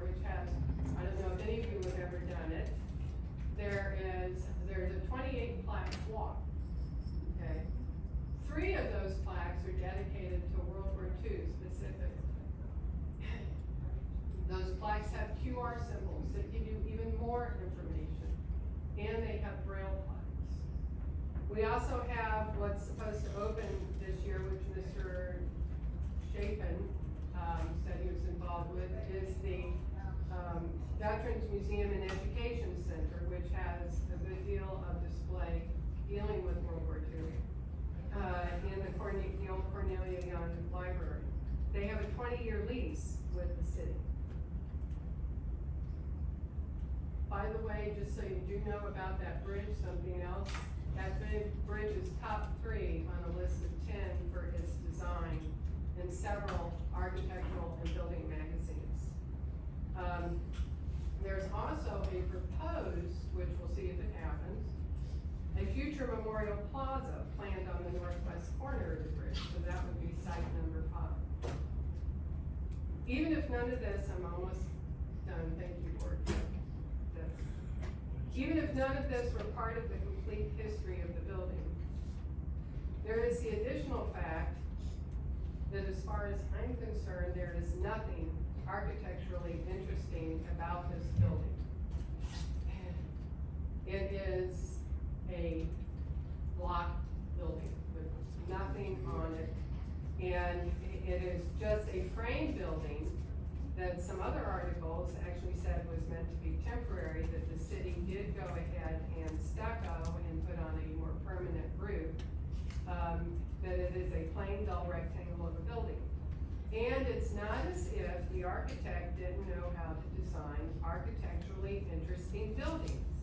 After all, Mr. McDonough, the architect, designed the band shell. He designed the clock tower. He designed the lovely Art Deco streamlined hotel. He designed Holly Hill's beautiful Coquina City Hall. He knew how to design things meant to last. We are asked, and I've heard it repeated, to look at value and cost with different eyes. That the city has been looking at costs strictly in terms of money, and that they think that the rec center has limited, if any, value in relation to the 1.5 or the 2 million or the 2.5 or whatever it costs, and counting that it would be to restore this. The cost I see when I look at this is in terms of lives shattered, dignity denied to Americans who served our country every bit as much as the ones who were allowed in that building, who gave their lives, and not only did they return to a country and a community where they were seen as less than due to the color of their skin. While they were here during wartime, they were denied entrance to this building, to much of the mainland, and to a good part of the beach side. If you were on beachside after 6 o'clock and you were black, you were arrested. They were also denied a hospital. They were denied city buses. They were denied downtown Daytona. Daytona Beach did not even desegregate its police cars, allowing black police officers and white police officers to use the same car until 1972. That's the year I graduated from high school. The value I see, to me, is to use the money it would take to restore this nondescript building and focus on Daytona's black history by giving local designation to sites that point to the struggles and the triumphs in overcoming the hatred and prejudice that they lived in. Sites that need help, that would tell the story of their successes in the face of seemingly insurmountable odds. By the way, Jackie Robinson Fall Court, part of Mr. Don, is not a local designated site. It is a national, part of a national designated site. And there is a difference. Yes, I know. One of the sites is right across the street from this building. Another is on the front page of this newspaper, Mount Bethel Church. There are 16 more sites that are inside this newspaper. There's another site that's in here that is gone. We can't do everything, but we can start somewhere. This town was incorporated in 1876. 2 of the 26 electors who voted to incorporate it were black, John Tolliver and Thaddeus Goodman. In 1898, Daytona elected Joseph Hankerson, a black barber who owned a shop on Beach Street.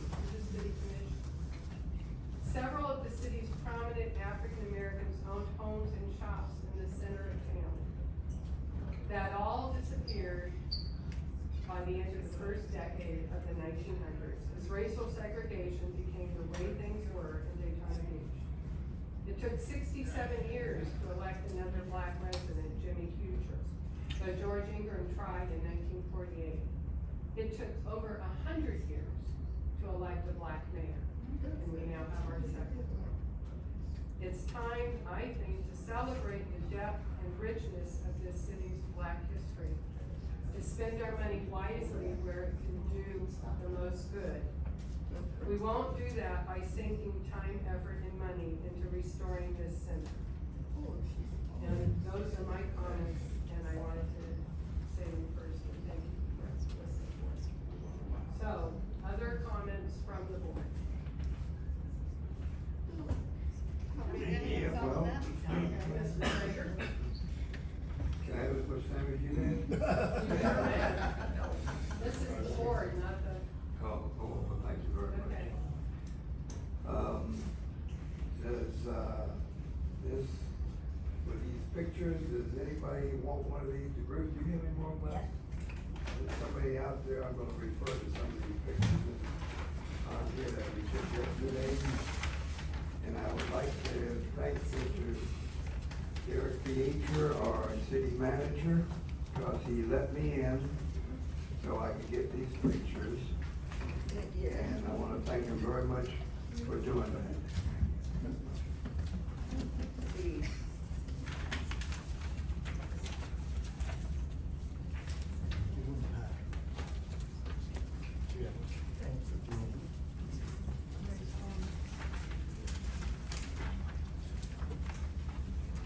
And I think all the board members here have one of these.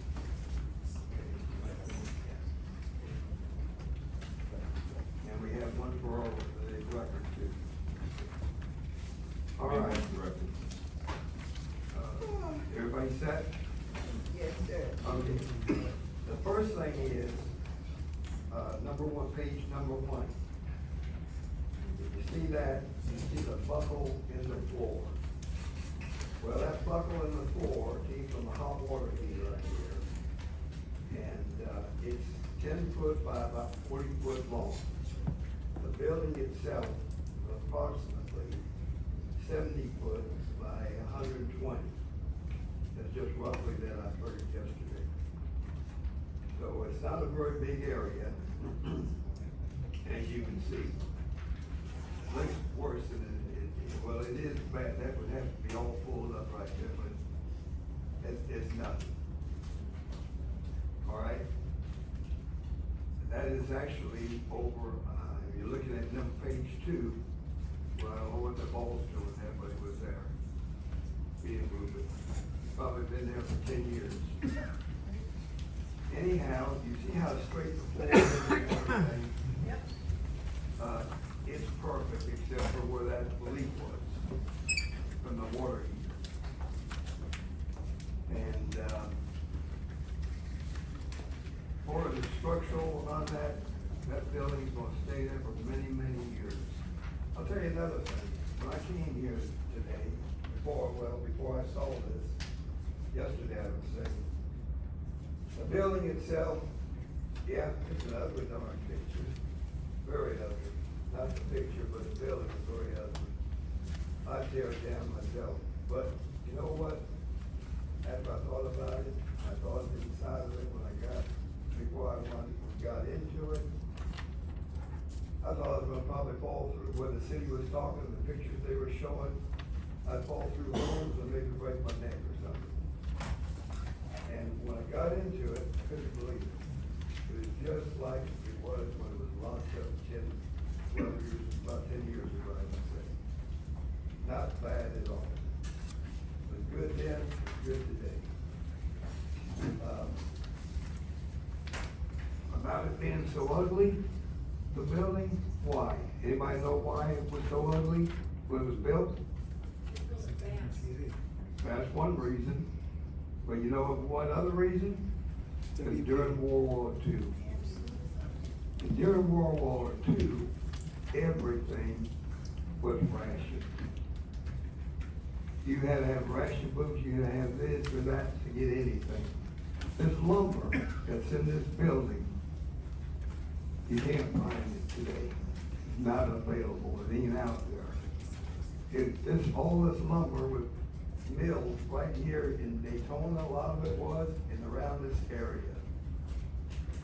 And, from the old tree, hardwood trees we had, with the board, and you got knotty pine on the paneling, the lower paneling all the way around it, and outside the view.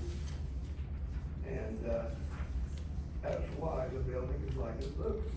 It's not a real good, attractive building, but it's history. And it was there and built for a reason.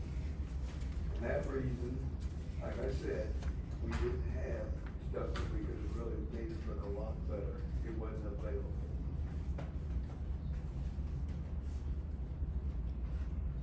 Okay, page 3 if you happen to have it. If you want some, Bruce still has some more if anybody wants it. Raise your hand, so do it to you. Anybody want any? Bruce? Somebody said anything. No? No? Okay. All right. This, you notice the tiles in the ceiling. And, page, 2 and 3. If you had leaks in the building that mounted to anything, those tiles would be gone and melted. There is no leaks in there that mount to nothing. As you can see. Now, right there, Bruce happened to get in my way in the picture I didn't take for. She didn't put it for it. Well, you can see the floor was solid. Yep. She didn't fall through. There's a little hole right there that it did leak from the ceiling down to that, and one board is actually rotted out, which we'll get to in a little bit. And this is just another picture, just showing you another area of the same room, and how nice the lighting is, the walls, the floor, everything. It's a joke. Okay, that was number 4.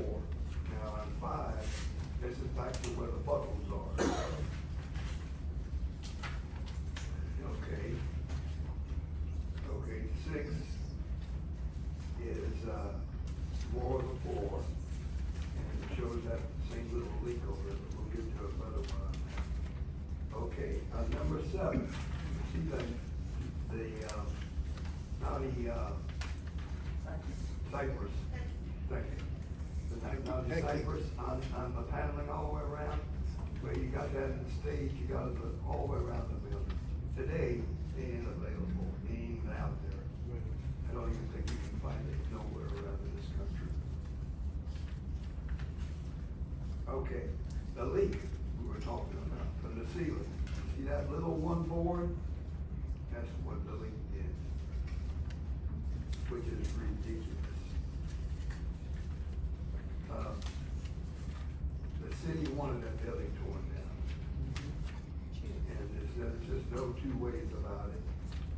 It will not cost anywhere around the prices that they're telling you. That building can probably be fixed up. I don't think more than a couple of $100,000. And it won't even cost you that, unless you wanna change the lighting, the LEDs instead of fluorescent.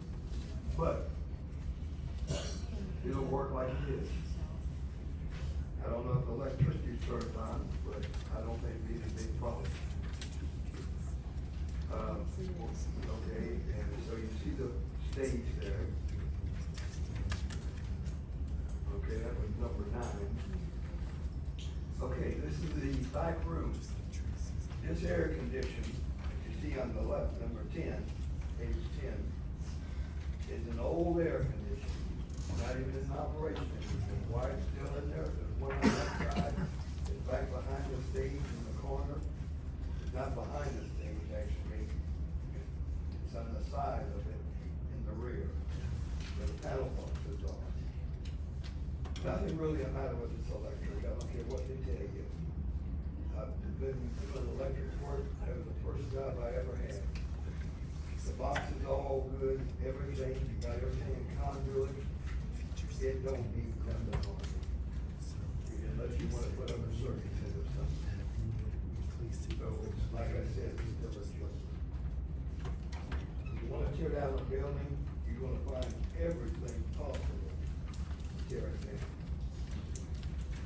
And on the other side, that's the other air condition that used to be, but they have done away with these two, but they left them in the building. That's one in the rear, on the, each side of the stage, there's one. Back in the old days, instead of having your coils in them, these were fed, water fed, and they went into the ground, and stuck usually water out of the ground to keep them cool, to make them work right. So,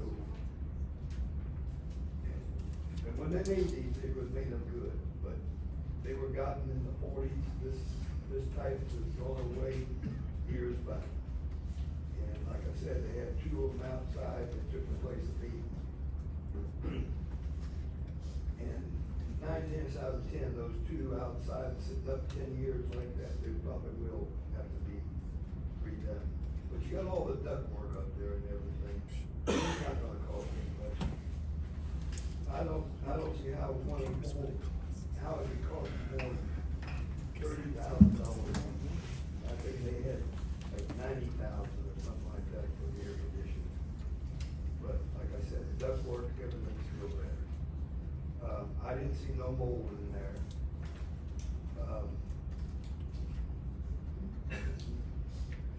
It needs cleaning, that's for sure.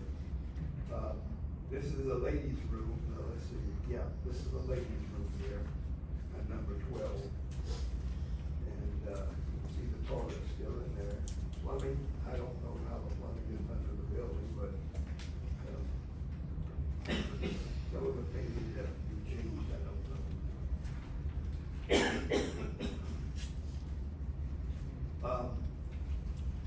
The picture of the ladies' bathroom, I saw two cockroaches right there by the sink. There's one cockroach and one, right when I first come in the door to the bathroom. And so, that's what you got in the pictures. And, like I said, I was amazed when I walked into it, seeing the condition that it still is in. The city, not Mr. Carter.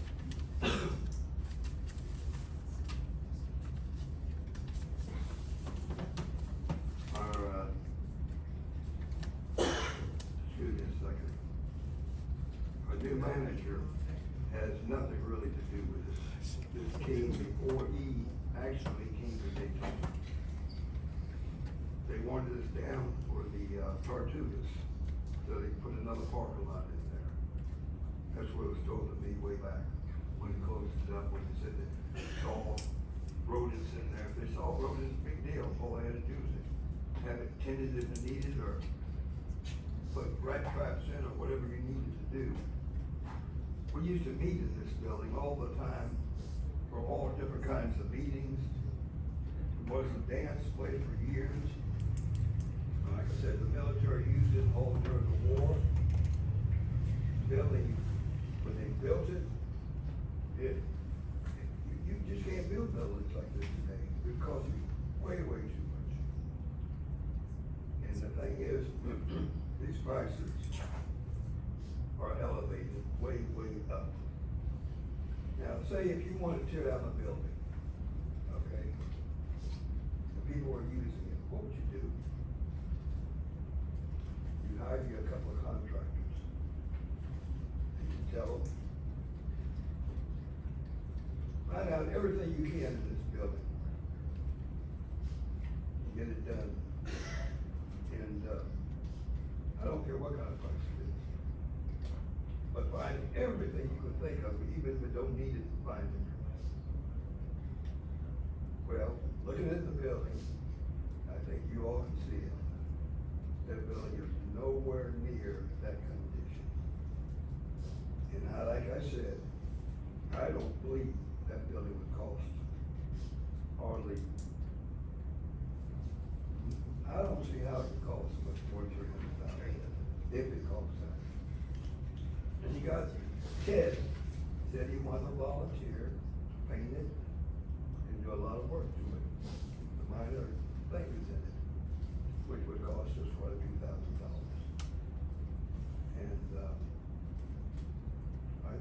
ashamed to even think about it, tearing it down.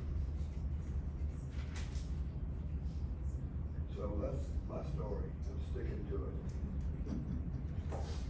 Comments from other members of the board, Mr. Nevis? Yes, I'll be very brief.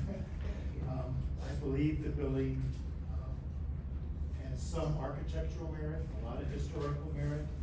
I believe the city has neglected to do their job to take care of this building. And obviously, we've seen other cases before us where the property owner, their goal was to demolish a building and they kind of facilitate that by just neglecting it. I think our duty here is to give a recommendation to the city commission. We don't make the decision. And I think there's two parts to that recommendation, maybe two recommendations. One is regarding saving the building and preserving the building. And the second has to do with whether it's being recommended as a national, or either a national or local historic site. And I think we ought to kind of separate those two things. And what I think is the emergency is to get this thing off the demolition list. That's all I can say. Thank you. Mr. Red? How proud I am to be a citizen of this community at this moment. I've taught Florida history for 22 years in this community, and to see several generations give a history lesson, the tenacity and the emotion you have to save this building is remarkable, and you should all be commended for that. When the National Historic Act was passed in 1966, it required public participation in the process of these types of savings of historic buildings. I think that was a key. Again, I commend all 17 of you that I listened to for your research and your dedication to try to restore this building. Without echoing everything that's been said so far, from experts who believe that the estimates are induced by high bidding to the neglect of the city, I mean, these are all just facts. And the citizens are speaking here. The responsibility of this board, as I know it, is to consider the preservation of historic buildings like this, to look at them with a creative approach opposed to demolition. And that is what I intend to do. So I've listened, thought about it. I commend the video that was made. I commend the several generations of people and their emotion. I appreciate the history lesson that I've heard. Yes, sir. Although I can claim that I've known a lot of that, and I think it's beautiful that some of you, everyone listened.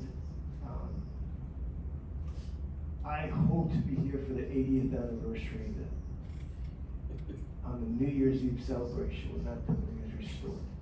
That's all I got. Thanks. I went a lot here every week. As you guys can probably tell, I'm a lot younger than a lot of this work. I grew up here, I went to Lopez, and as she mentioned, I was not taught a lot about local history. So I've learned a lot through growing up here, living here. I've worked in downtown Daytona now for off and on for about 15 years. And I do love the downtown area. And it is very comforting to see how much passion there's still in this city. Because for a lot of times, in my experience on the side of architecture, I'm an architect. Typically, it's hard push for a lot. And it's hard push for get rid of everything, start new, and let's go for that. So I'm of two minds when it comes to that, because I see the benefits on both sides. But that being said, I do think that this building in particular, its history, good and bad, is still its history. And the biggest challenge with it is going to be bringing it up.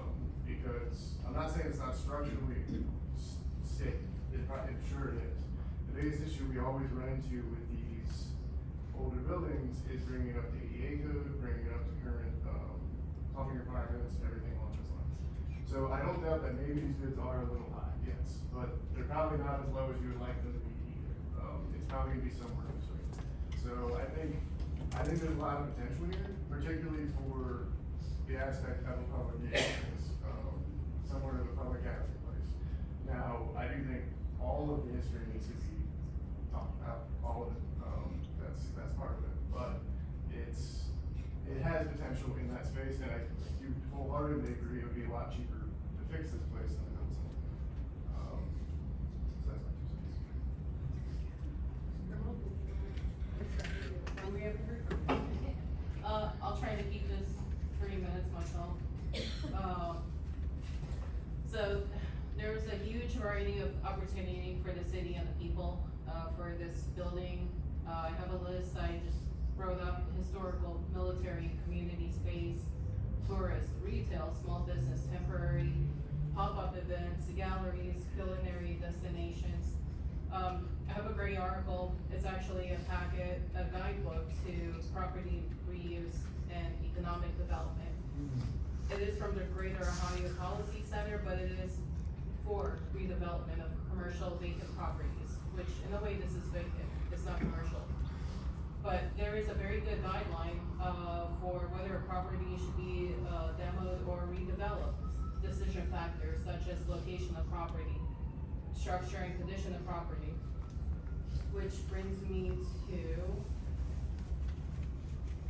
the facility assessment. The repairs were largely visual and,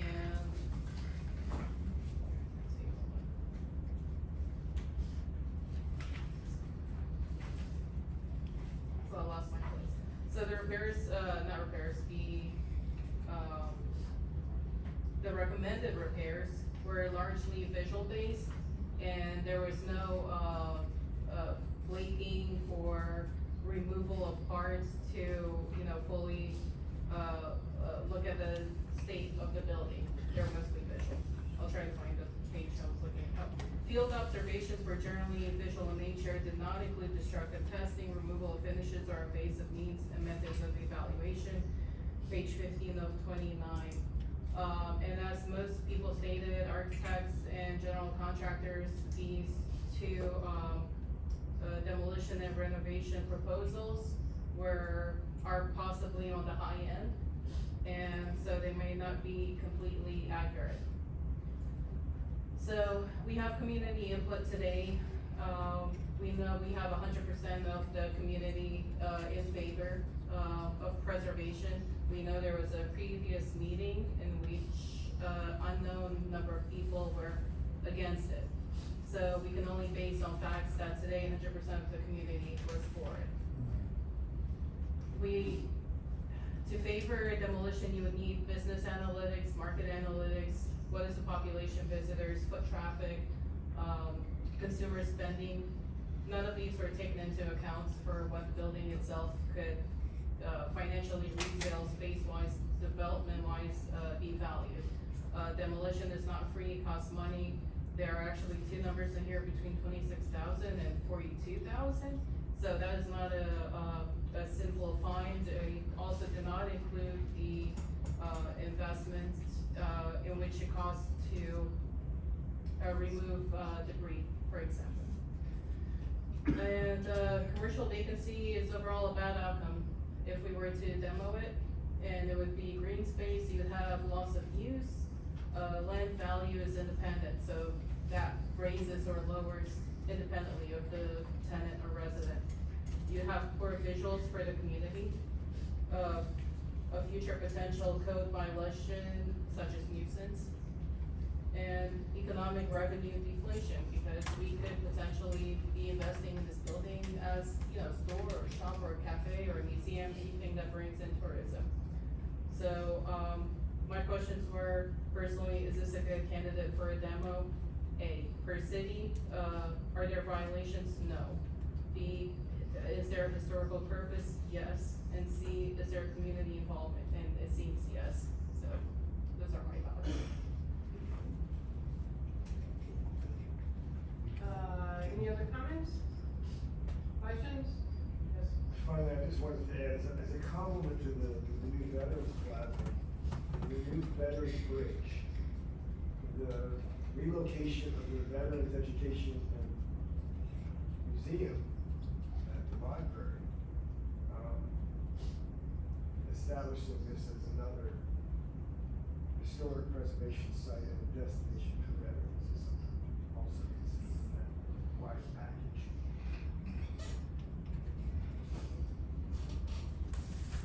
Okay, I need a motion.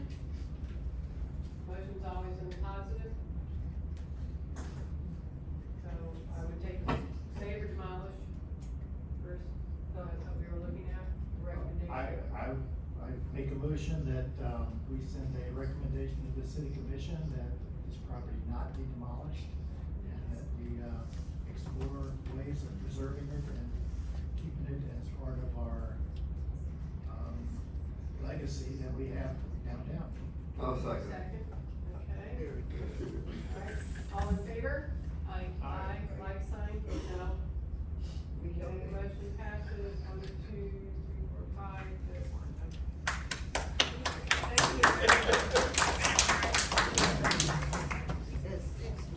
And I think your motion covered both things you were talking about. Well, I think there's a separate, our board really should be looking at places that we want to recommend. Yeah. So that was gonna be my question, wouldn't the motion need to be what it was previously to designate as a locally historic structure? Where are From, we on this? yes, I would say that would be a second motion. Now, let's make one note, please, for everybody assembled. You can make that recommendation, there would still be a formal process with the property owner being the city would have to say, yes, let's make it a local district. Then come through the process of getting it zoning overlay. I mean, as it did. Just like we did with the Piedmont. Yes, ma'am. So your recommendation will go to the property owner technically, and then that is collected. Well, property owner, excuse me, property owner is everybody in Daytona Beach. Yeah, well, yes, you are correct, Mr. Trainer. I don't disagree with that point. But I'm saying for the formal process to have it codified by Florida statutes and so forth. Okay. It's trying to protect the board and the city. Alright, so. I'll make a motion that this board provide a recommendation to the city commission that, we proceed forward with, getting a local historic designation for this property. I'll second that. Alright, all in favor? Aye. Like sign, no, 5-1 again. Okay. Yeah, okay. Okay, onwards and upwards. Item C has been withdrawn, I believe. That's Yes, correct? item B, I'm trying to find. There we go. Item 4B is a major certificate of appropriateness for 630 South Palmetto Avenue. It has been withdrawn, last week by the applicant, who was the former owner, as the property has been sold by a new person. Do we know? Let me say it again, the item 4B, and then have the mic on, is withdrawn by the applicant, the former applicant, where the applicant was the former owner, as the property has been now sold to another individual who is interested in restoring the building. So we'll probably see it again. If he does exterior alterations to the building, you will see him again. If he doesn't do any exterior alterations, which is highly unlikely, then you won't see him. Alright, item C? Item 4C, yes ma'am, item 4C is a certificate of appropriateness to place solar panels on a structure at 311 Riverview Boulevard. And the applicant is Mr. Lance Frank, property owner. Just give me 1 second. The map you see before you on the overhead is the property in question. The yellow is a 150-foot buffer, and the solid green in the center, or the lighter green, is actually 311 Riverview Boulevard itself. The property owner and applicant has made the proper mailings to the neighborhood, and he has provided a validation or a affidavit stating that he has. for a notice for this meeting. Project request is from Lance Frank, as I say, property owner for the solar panels to be added on the roof to a contributing structure at a local, in the local historic district called the Seabreeze Local Historic District. The applicant is seeking to add solar panels to the north and south roof of the structure. The roof on the south side of the structure is clearly visible from the public right of way, therefore bringing it to be required for approval by the Historic Preservation Board. Aerial view of the property, circled in red is 311. The lightly shaded area is the south facing facade. The darker is the northern facing facade of the building. These are all included in your staff packet, but I'm showing for the general audience for visual effect. This is the subject view of the property. It's viewed from the south from the street. The roof color is old in this picture, but in December of 2021, the owner had replaced a roof with a pewter color roof, which is a little darker than it shows in the picture. So it's more of a darker gray. The solar panel array, there are going to be 2/3 of the panels located on the south sun side and 1/3 arranged on the north side. So there's 8 on the north side and 16 on the south side. The panels themselves are very low profile. This is a side profile of the roof. The panels are probably, will follow the contour of the roof. They will not be pitched in any way other than the pitch of the roof. And they're probably 4 to 6 inches in height. They're very slimmer. They're slimmer, more modern panel than previous past. Exterior equipment is going to be very minimal. This is the side illustration taken from the plans as the last illustration was. It's really going to be unnoticeable. It may look like a sprinkler box on the side of the building or another electrical panel. Very common in houses of the 21st century. Going through the individual solar panels are darker. This is the one that's kind of pulled apart, so you see the internal workings, but the black will be the portion that you will see on the roof if so approved. The applicant does meet all our criteria for evaluation. He's keeping the structure and retaining it as its historical use, which is a single-family residence. And he is not altering any of the characteristics of the colonial revival architectural style.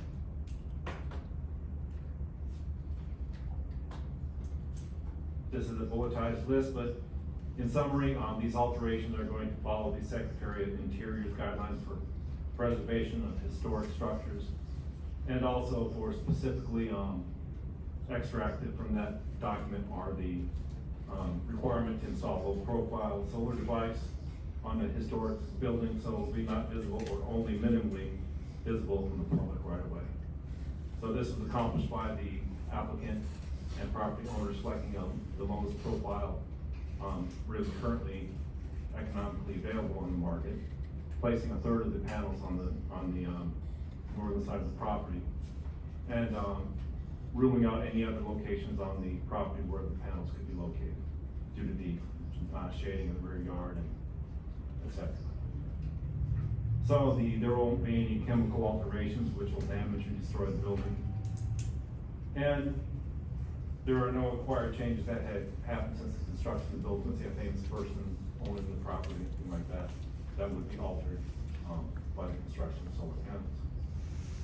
Also, none of the distinctive finishes will change. That's one of the criteria. He's not going to change any of them. And also, really, by modernizing the structure to be energy efficient, he's really extending the life of the structure and the energy efficiency of the structure too. Number 7 is really not applicable because there's no chemical treatment in the installation of the solar panels. There are no archaeological resources that are known on the property. And again, the use of the property will remain the same as it was in residence. The last point for analysis has already been addressed as the historical character of the structure will be maintained.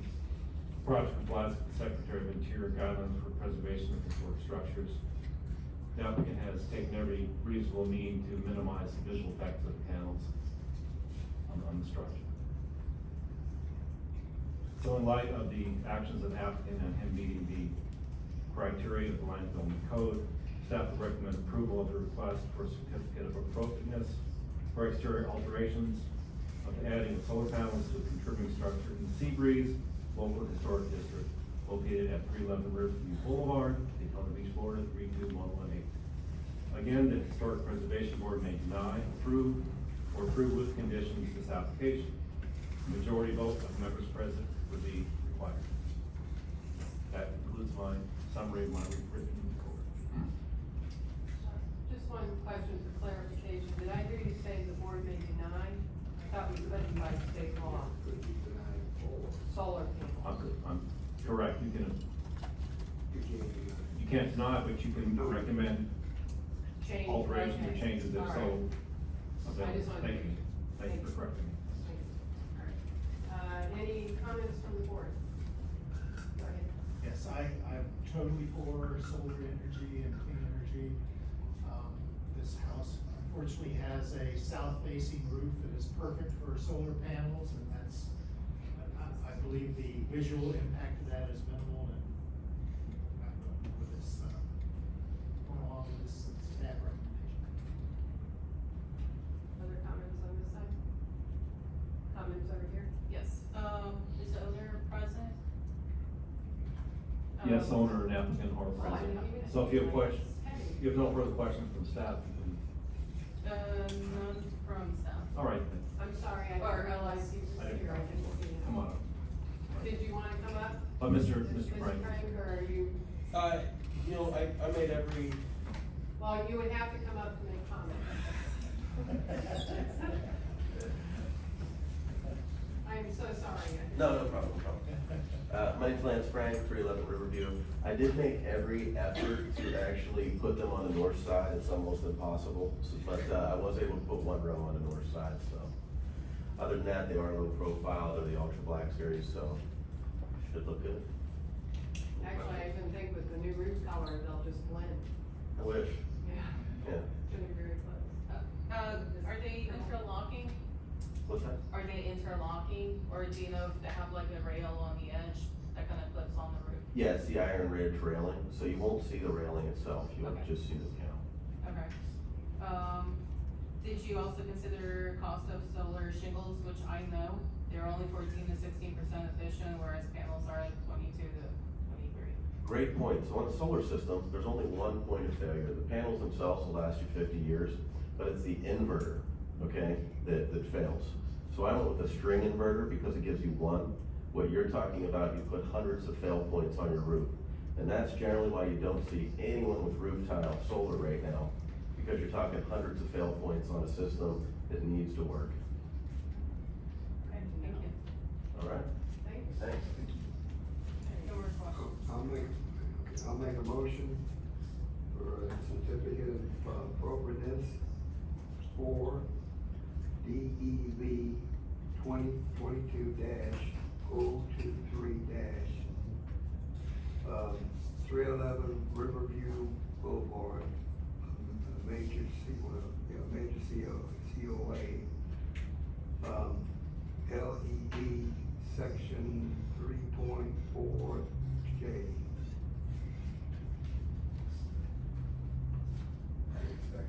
Second motion. All in favor? Aye. Aye. Like sign? Okay, motion carries 6-0. All right, Ms. Frank, you got it. All right, thank you. Okay, other business. Any staff update? Right, I'll go to the staff update. I've given you the, email earlier, about 2 weeks ago, about the required ethics training. That's expanding, out a little bit. I sent another email this morning, I believe, to you all. There's basically, it's a requirement from the city commission that all 107 board members in the city attend a 4-hour session for ethics training. The city clerk is the lead for that. And she has, right now, I believe, 4 sessions available. You can contact Miss the city clerk, and she can set you up on one of the, sessions. Also, she stated that she's working on a June and July date too, and she realizes people work, people have families to take care of all this business. Right now, the directive is that they will, all members will attend in person rather than a virtual session. So, that's all I have on that. And the question, do you have to do, can you do 2 and 2, depending, do we know, or we'd have to ask her? I would ask her right now. I was talking to her this, 2 days ago. She said it's a 4-hour block. They don't have a 2 and 2. But I think she can, if you talk to her, she can set that up and have her way to register it in, because she's required, by statute to log people in and track all 174 members of the city. Yep. Any other questions? Steve, when you get, the location for this, can you shoot? Yes, us the an email location will when be it's here done? in City Hall on the first floor. Downstairs? It'll be downstairs in room 149, which is kind of it's- directly below where we are now. All right. I believe can fit maybe 30 people. That's why we have to kind of distribute things out with, classroom size and number of attendees. Excuse me, training's also available virtually as well, I heard. Training right now is, not virtual. I believe they're going to record it. The requirement right now from the city commission would be to attend in person. That changes, as this training evolves, that'll be put out too. All right. Any other questions for staff on this? Okay. Public comments, I have some, and do let me say, if the public comments are a rehash on what we've already had public comments on, in other words, action item A, we're not hearing more, that was the public comment time. So if you have public comments on something not to do with the rec center, and you still want to speak, we'd be happy to hear from you. But if it's about that, as follow-up to the board, we do public comments on items not already covered on the agenda. So, does anyone have anything that they wanted to say to that? Okay. All right. I saw Sandy and Ann's hands up. Anyone else? Steve Miller? Okay. All right. Mr. Weatherholt? And John? Okay. All right. Okay. How about John? We'll start.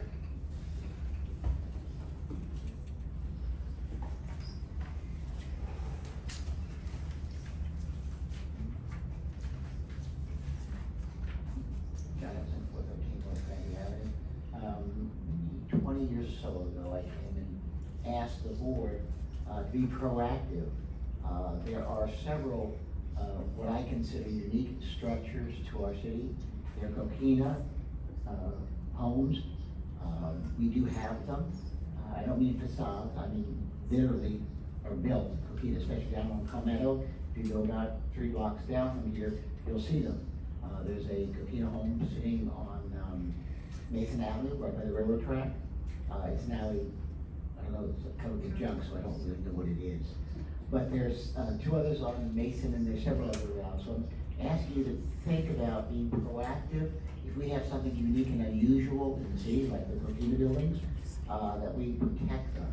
That we find a way of searching them out and saying, here are these buildings, and let's preserve them. And secondly, this was with regard to what happened earlier.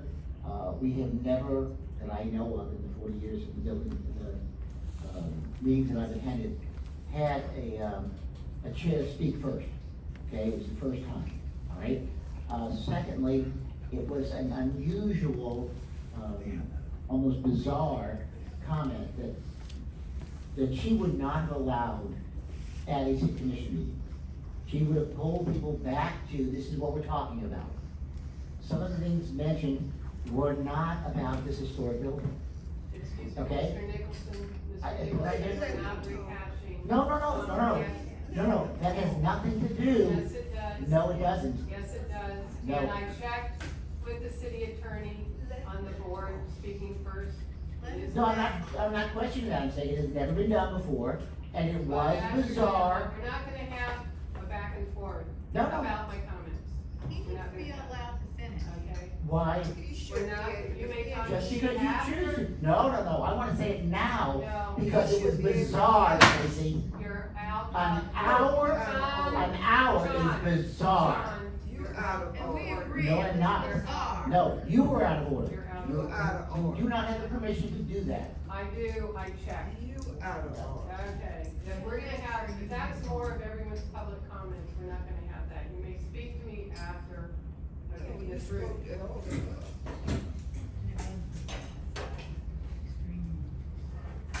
Okay, first thing, I hope you'll allow me to ask you this question. I've done quite a bit of research on the wax, and I started with the black wax. You may speak to me afterwards about that. And I'd like to know where you found the information that black wax Speak to me trained here. afterwards about that. You may This speak is general public comment. on items not already covered on the agenda. No, that doesn't say that, it doesn't say that anywhere. It is how we do it. It's how How I always you did do it on this, the. you and your tapeworm? When I was Okay, on- we'll back okay, off from that. I'm Wait a not second. going to do this. Okay, wait one second. I'm not So going let's to switch do topics, let's switch All right, topics. switch topics. There is a Black Heritage Trail, which you alluded to. Oh, sorry, never mind. There's a Black Heritage Trail. I recently got up and I said, we need to add some sites to that Black Heritage Trail. We should add the, Harold Lucas Center, because it's not, he's torn down the house, but he was a pivotal person in the community. We should add the MMB Hospital, because that is not on the Heritage Trail. And I also requested that we start recording oral histories so that we can have an interactive app on that historic trail. So I think that it doesn't have to be an either or. So I would like to invite you, since you are so interested in Black history and in preserving it, to join me in that quest to get that Black Heritage Trail unrecorded and presented in a fashion where it's more usable. I've made a brochure so that people don't have to carry around a giant book, which they never do. I've made a trifold brochure of what's there with an, what do you call those things, a QR code? So they can then jump to the brochure that's in the city, and I've paid out of my pocket to put those in restaurants all over town. Well, mainly in Midtown.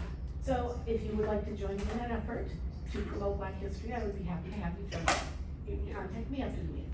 Thank you. Okay, Bernie Reynolds?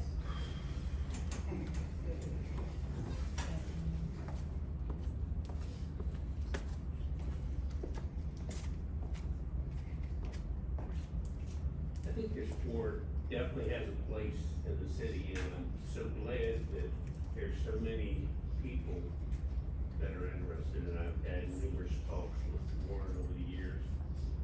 He's filled me in about all the history and everything in the city. My final comment is I'm glad that you're not the welcoming board for Daytona Beach. Thank you. Okay, Mr. Miller?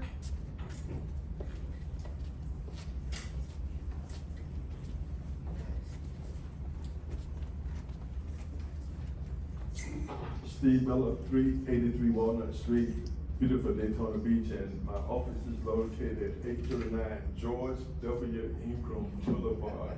And I heard his name mentioned quite a number of times, and I was just wondering whether or not we should take some dirt and throw it over that ocean and cover it, because I can remember black folks couldn't go to the beach either. I really do. But thanks for the history lesson. I really enjoyed it. And you was right on time on quite a number of them. Thank you. I also voted to change that to George H. Thank I you. voted to change the name. In fact, saying that, I also voted led the effort to change the name of Second Avenue to Mary McLaughlin Boulevard and Dr. Mary McLaughlin Boulevard. And I think you probably voted on that too. Okay, Sandy Murphy?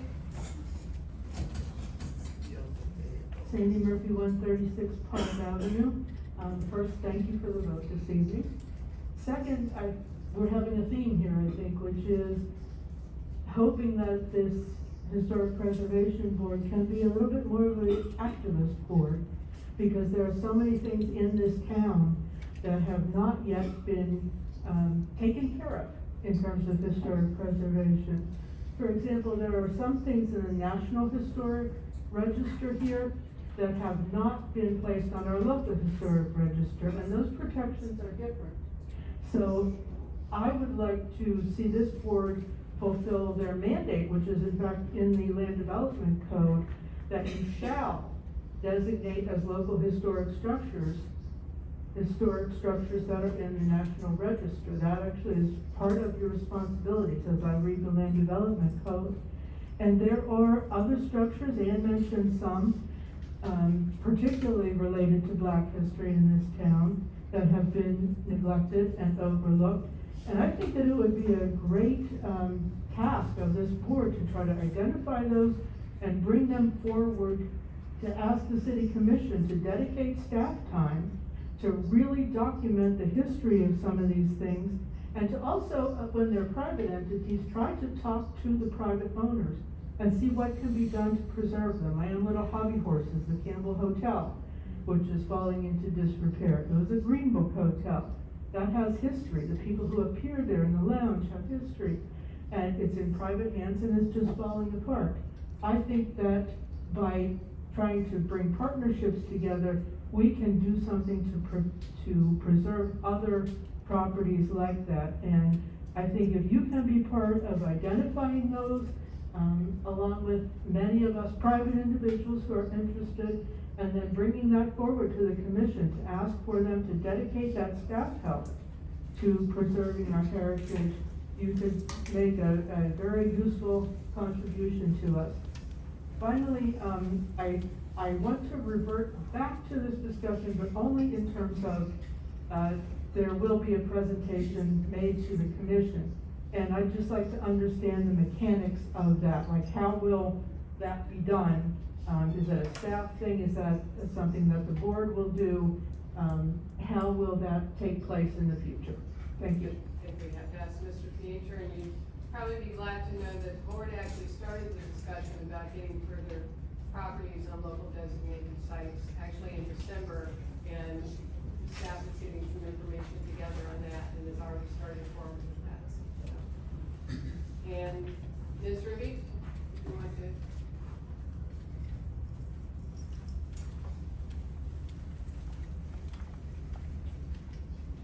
Sure, I'll be a little more pointed on the presentation.